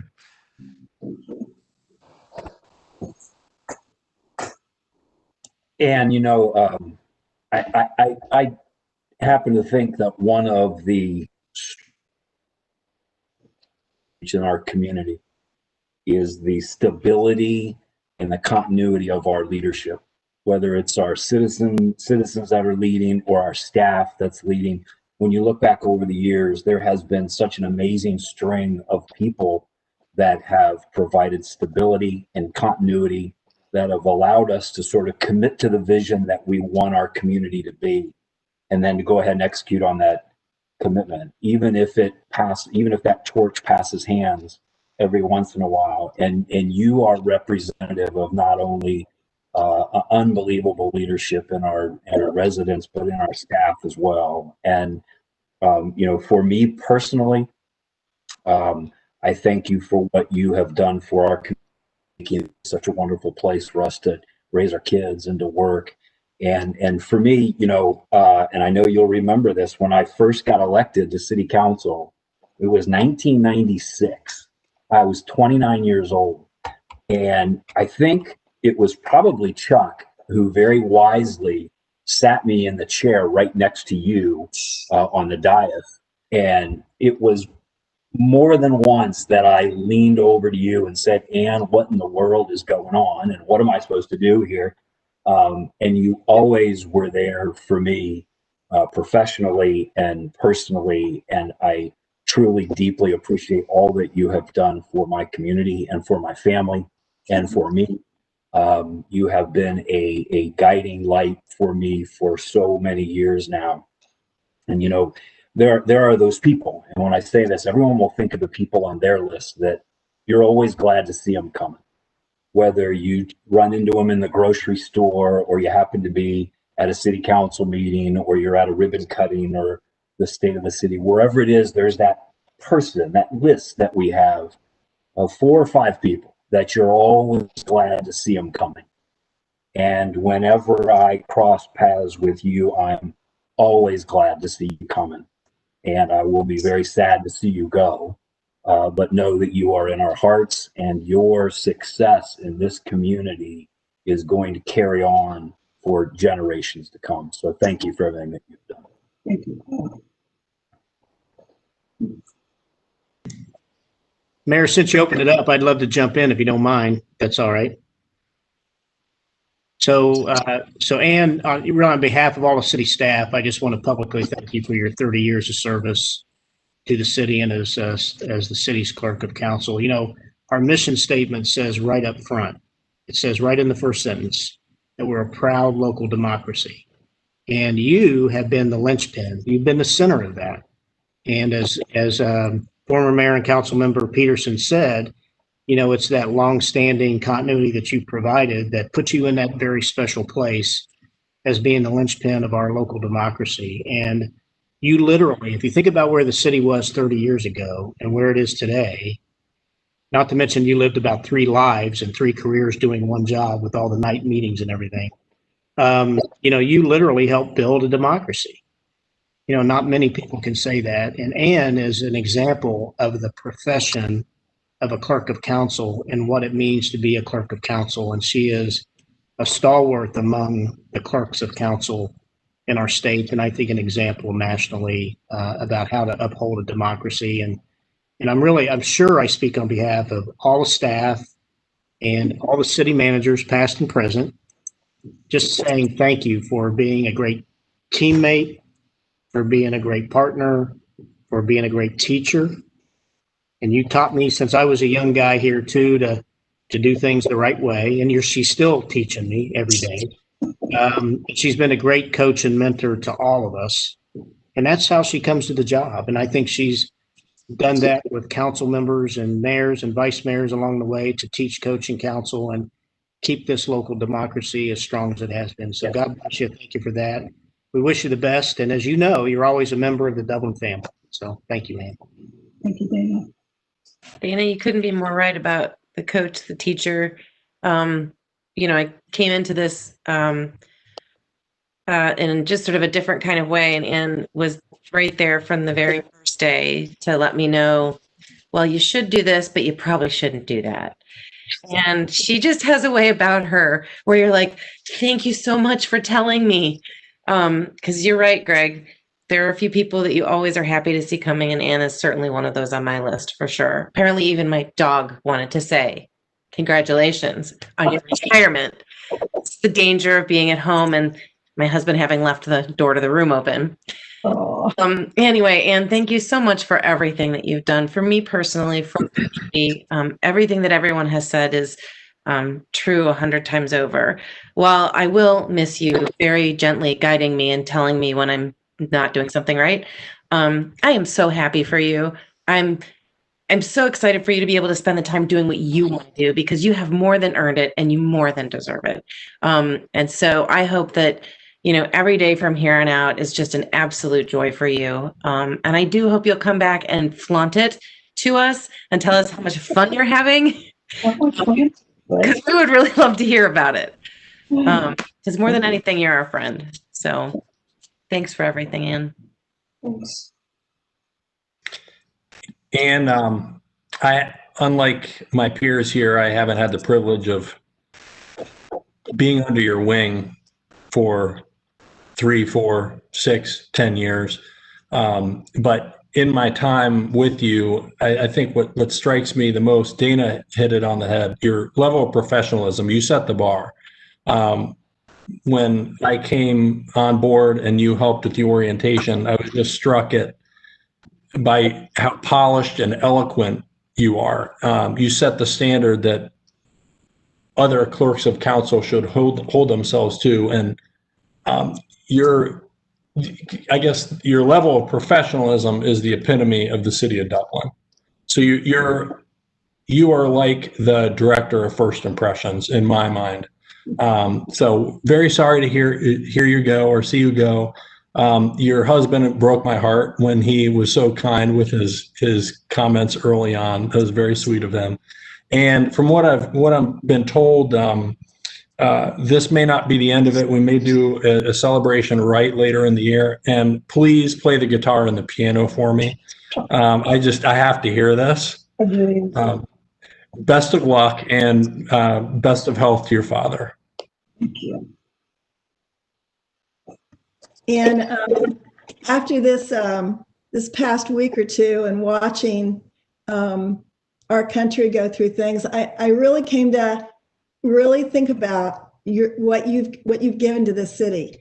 And I don't know if people really understand the significant role that you've played here in Dublin over the last 30 years. I read a little bit, and it made me think a little bit about what this role really is to a city. A little historical perspective. 400 years ago in 1620, the very first office that was set up by local governments by the colonists was the city clerk. That wasn't Anne. No, it wasn't Anne. It wasn't. But it does talk about what the most important, the backbone of a government is run by those who can hold a government accountable, to keep the records, to make sure that it runs efficiently and respectably. And that is exactly what this is. You've had to wear so many hats. You've had to be the guider of all of us for every city council meeting, the attention to detail to make sure that nothing is done that wouldn't raise the bar so high. You are the keeper of every official record that has ever happened in this city from the time that you started. And that provides confidence and accountability and transparency and public information, which is so essential to this democracy that we have. And people probably don't know that you also manage our local elections of our candidates and making sure that we do the process correctly and that elections are done appropriately and by law and with integrity, which is now so very important topic in the city and in the country. And you are the director of First Impressions. You are the public customer service rep. You are the person that is the one-stop shop for customers and citizens to come to if there's anything here that they want to talk to their government about. And you make sure that they get a response and that they hear from you. you are the best of the best. And every surrounding city recognizes the integrity and the love and the passion and the professionalism that you put in your work. But nobody recognizes us as much as we do. And the city of Dublin owes you so much. You've been a true servant of the city, and we will miss you so very much. And we hope that you enjoy all the free time you have now to spend with your family and your travel and your hobbies and your music. And you have to please promise that you'll come back and visit us and keep us up on what's going on, and don't be a stranger, because the office will never be the same without you, and it'll have your ghost in it anyway, so you have to come back. And we just want you to know how much we appreciate everything you've done, and the citizens of this city will look back and know that this government and this city government has run excellently because of your efforts, and it will continue to do so because you've set the bar so very high. And we love you, and we just wish the very best for you. Thank you, Jane. Thank you. And I congratulate you on a wonderful career. I recall one of the conversations of many that you and I have had, and you shared a little bit about how you decided to join the city and become a clerk. You said to me, I just wanted to have a career that really had an impact. And success, that not only have you had the impact here, I will echo what Andy said. You not only should clerks look to you, clerks do look to you. You have set the standard in the region and across the state. And what a fabulous career. What I wanted to reflect a bit more tonight is, there's that old saying is you don't necessarily remember what people say, but you remember how they make you feel. And I can recall in one of my first interactions with you, I was going through the process that Jane talked about and filing some papers for running. And let's just say it was a little complicated. So I decided to do the right thing, and that is to come talk to Anne before I even knew she had the fountain of all knowledge.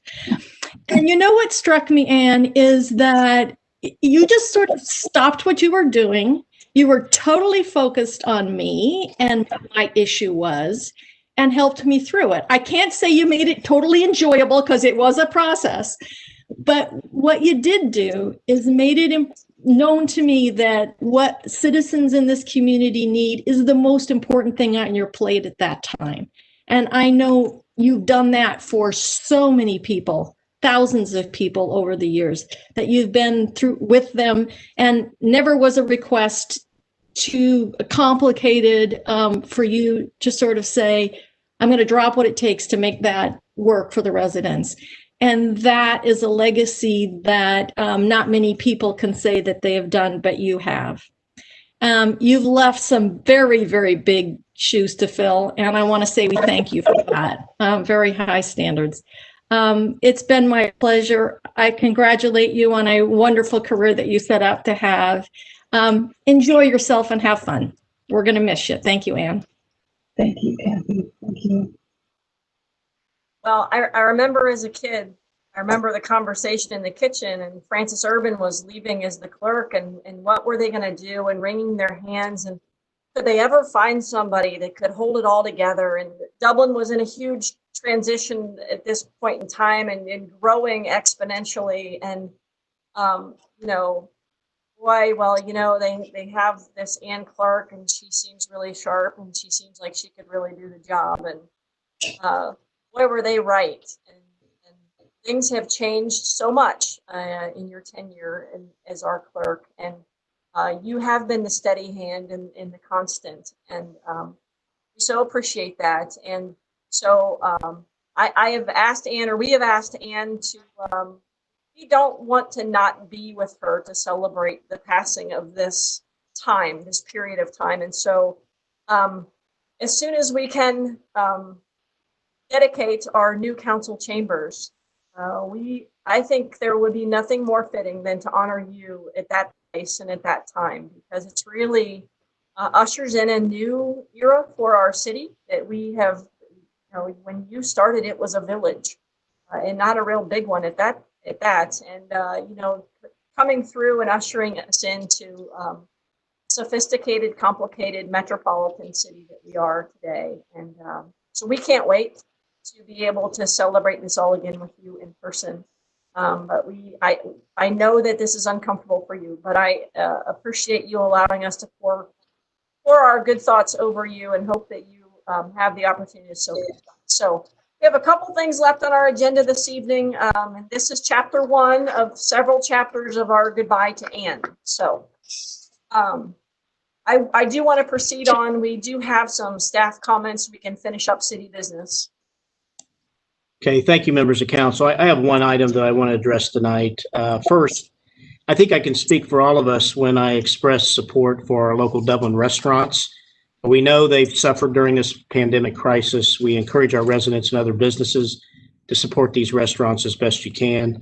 As council is aware, we were contacted by Visit Dublin, Ohio, the Ohio Restaurant Association, and some Dublin restaurants. Their request was for the city of Dublin to follow suit with other large cities in Ohio, such as Cincinnati, Columbus, Cleveland, and Toledo, to enact legislation to cap food service delivery charges that are charged by such companies as Uber, DoorDash, and others. Staff assess these efforts and legislation and continue to monitor the situation. At this point, my view of this request is as follows. First, I have asked for proof that there is rate gouging going on, and I have not yet received that information. I believe the city manager's emergency authorities to place such limitations on business prices during a declared emergency must be associated with rate gouging. Therefore, I think my ability to issue an executive order on this matter is limited. Second, if the city had passed legislation in December after being initially asked, or even now, legislation would not be in effect for 60 days in total unless council passed such legislation by emergency. True emergency legislation may be limited, the same as my ability as city manager to issue an executive order on this matter. I also believe by the time we could put legislation in place, had that been in December or now, we would be getting back into weather that's probably better for restaurants for outdoor seating again. Third, I don't believe the city can truly administer or monitor compliance with either legislation or an executive order very well. We don't have the capacity that these larger cities who declared this happen to have. I'm not aware of, and I've checked with our peer suburban communities in Central Ohio, and none are currently contemplating this action that I've been able to find.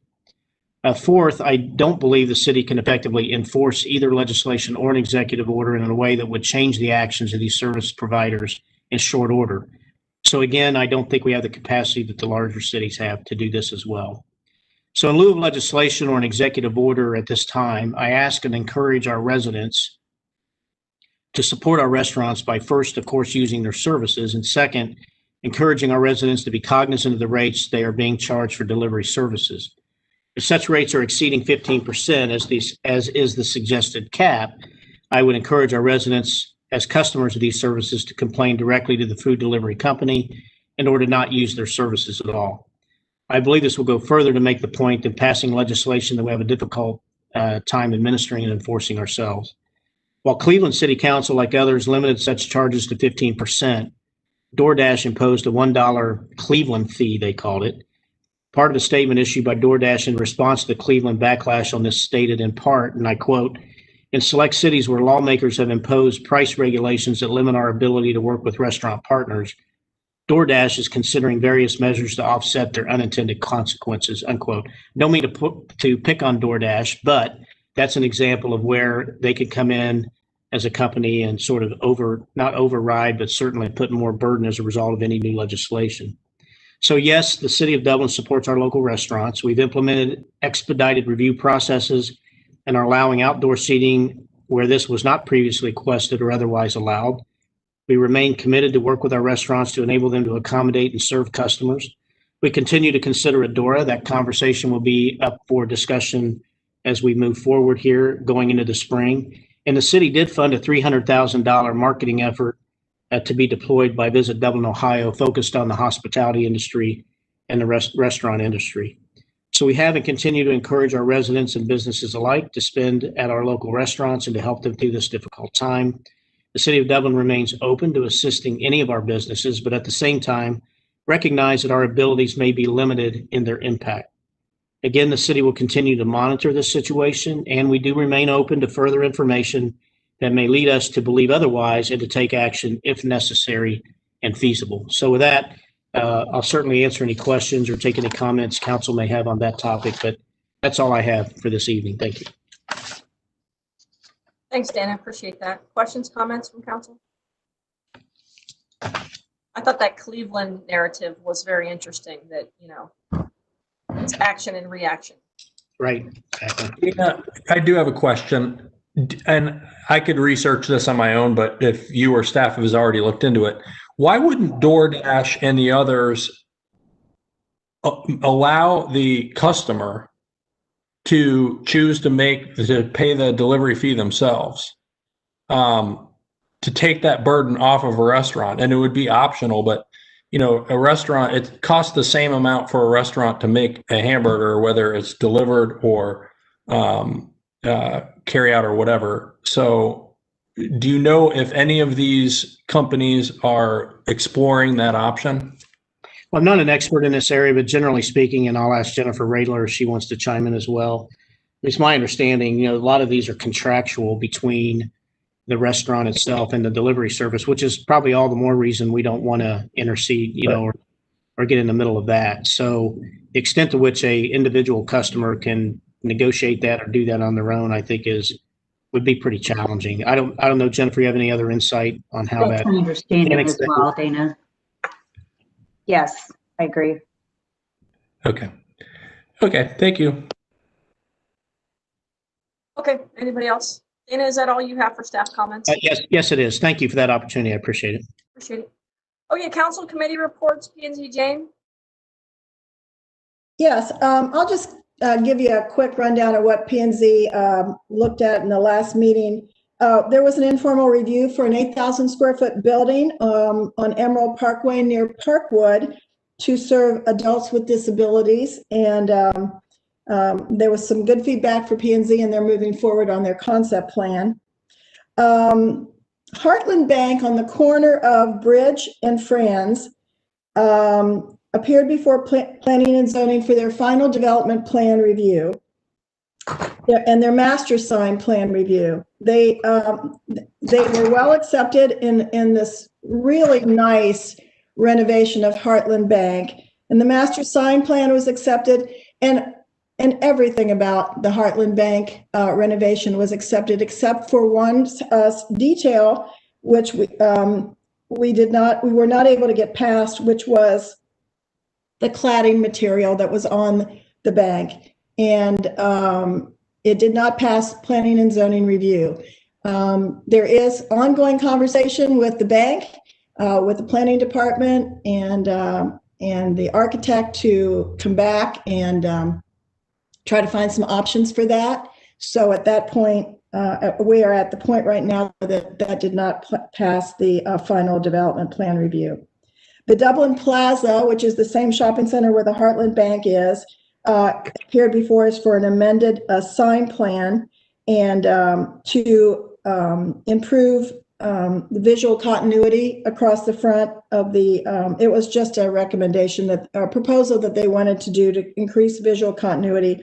And they will also be freshening up the lighting fixtures across the entire front of the shopping center, and installing lights that are all consistent in hue and color, which was not a requirement, but a request, and the owners of the Dublin Plaza were happy to do so. So those are the things that came before Planning and Zoning on Thursday. That's all. Great, thank you. Admin, Kathy? Great. Yes, I have three things, if I could, this evening. First one is a quick calendar item. We agreed at the last council meeting to reschedule our annual retreat that was planned for February to provide us an opportunity so that we could meet in person rather than online. So after checking calendars with council, those retreat dates are now the evening of September 9th and the day of September 5th. And those are on the council calendar. And so thanks everybody for your flexibility on that. Second item is due to both term limits and term endings for members of our boards and commissions, We're going to have openings on those commissions in March. As you recall, we provided an update from the December 4th Administrative Committee meeting. We're going to be working with staff and the clerk's office to be more proactive on how we promote and recruit for those openings. So you're going to see some announcements very shortly for that, and applications. We're going to see what we can do in short order also to provide some more information for folks who are interested in doing that. Then we will work with the clerk's office to get some time on our calendar and council's calendar in early March to have interviews of applicants, because we'll need to make appointments on the 22nd of March, that council meeting. So we'll be reaching out and finding times to do that. And then finally this evening, I have a motion to bring forth to council.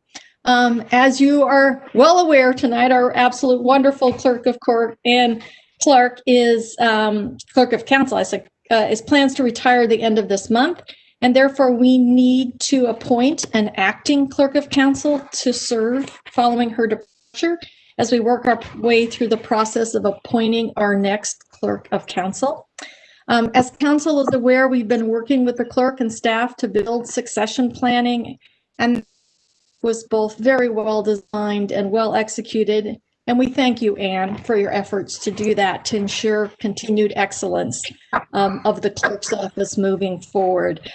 So with that, Mayor, I'd like to bring forth a motion this evening to appoint our outstanding Deputy Clerk of Council, Jennifer Delgado, to serve as acting Clerk of Council effective January 30th, 2021. And I will second it. I will second that motion. And Mr. Peterson? Yes. Ms. Fox? Yes. Mr. Reiner? Yes. Saludo? Yes. Mr. Keeler? Yes. Vice Mayor DeRosa? Yes. And Mayor Ambrose Jones? Yes. Anything else, Kathy? So thank you very much. Great, thank you so much. Community Development Committee, John. Meeting tomorrow night at 5. See you all there. Very good. Can't wait. Finance, Christina. Nothing this time. Thank you. Public Services, James. No, nothing right now. Appreciate it. Coda, Kathy. No, thank you.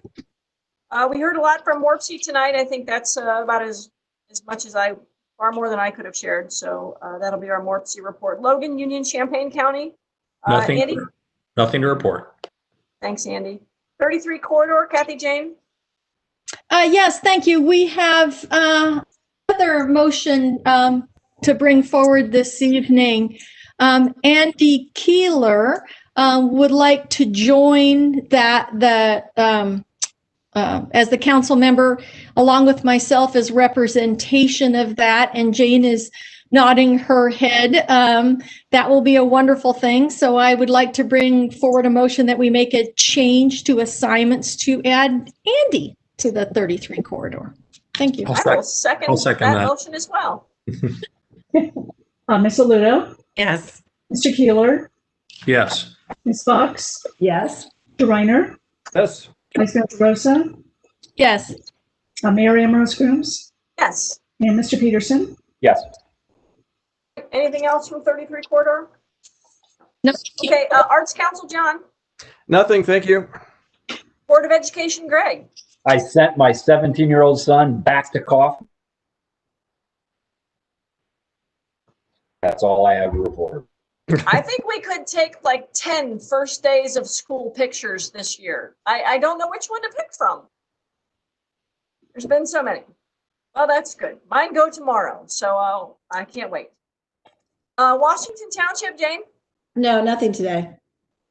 Dublin Bridges? No, not And today. Veterans Committee, John? Nothing, thank you. Okay, round screen. I will start over here on my screen with Christina Aludo. I will keep it short and sweet. One last thank you to Anne, but otherwise I hope everyone stays safe and has a good evening. Thank you. Greg? I'll ditto Christina's comments. God bless you, Ann. Good luck with your retirement. And John? We love you, Ann. Thank you for everything. These 30 years have been a joy because of you. Wonderful. Jane? Well, I'll say the same thing, except I don't think I could flush over any more than I already have, but we love you and you know that. But I do want to bring up something as been working on this week. I'm asking all of the nurses out there who are interested or medical professionals to look at our Dublin website to be part of the COVID-19 vaccination team. There are many, many people here in Dublin, and I've talked to probably 20 of them this week. All you have to do is go in and hit the volunteer button. It will put you into the Franklin County Medical Reserve Corps website. You can sign up there, and the Franklin County Medical Reserve Corps umbrella offers liability to anyone who helps, checks credentials, and then sends messages to you as to where and when you can volunteer. I've done it. My sister did it. She's already giving vaccinations starting tomorrow. There are many in the community here that have volunteered and have received their IDs. It's very simple. So for all of those listening tonight who may be in the medical profession, doctors, nurses, pharmacists, medics, whatever, or if you know someone, please go to our website. The effort that we put forward in the last week or so, Franklin County Medical Reserve Corps has had over 100 volunteers. So let's see what we can do as a community to move this process forward and get everybody vaccinated. Wonderful, thanks. I'm sure you were the first to sign up, Jane. No surprise there. Andy? And dust off your guitar and piano. I've already come up with a set list. It starts with Dolly Parton's 9 to 5, but we're just getting started. So good luck, Ann. Kathy? Yes, congratulations, Ann, and thank you. I wanted to this evening, just to see it, I take a moment to say thank you to my council colleagues who I serve with. And I wanted to say thank you to all members of the Dublin staff for everything they do to serve our community. Since we last met, we've all witnessed really unthinkable and intolerable actions of violence against our government and our Constitution. And we've also witnessed really unselfish acts of courage and heroism for those who stepped up to stop the violence and protect those who they serve. So as we wake up tomorrow to witness the inauguration and the continuity of our governance, I think it's worth a minute to say thank you. And thank you to all of you. I wanted to say that. Thank you to all of the staff in the city of Dublin and all of the folks who serve in active duty, who work every day to ensure we have our freedoms and our Constitution. And I just wanted to say I'm grateful to all of you and I'm grateful to all of them. So thanks very much. Okay, thanks. With that, if there is no further business for the good of the order, and we wish you Godspeed. And we are so excited for you, and we are sad for us. But it's a new journey, and it's going to be a wonderful one. And thanks for sharing this journey with us for so many years. With that, we are adjourned.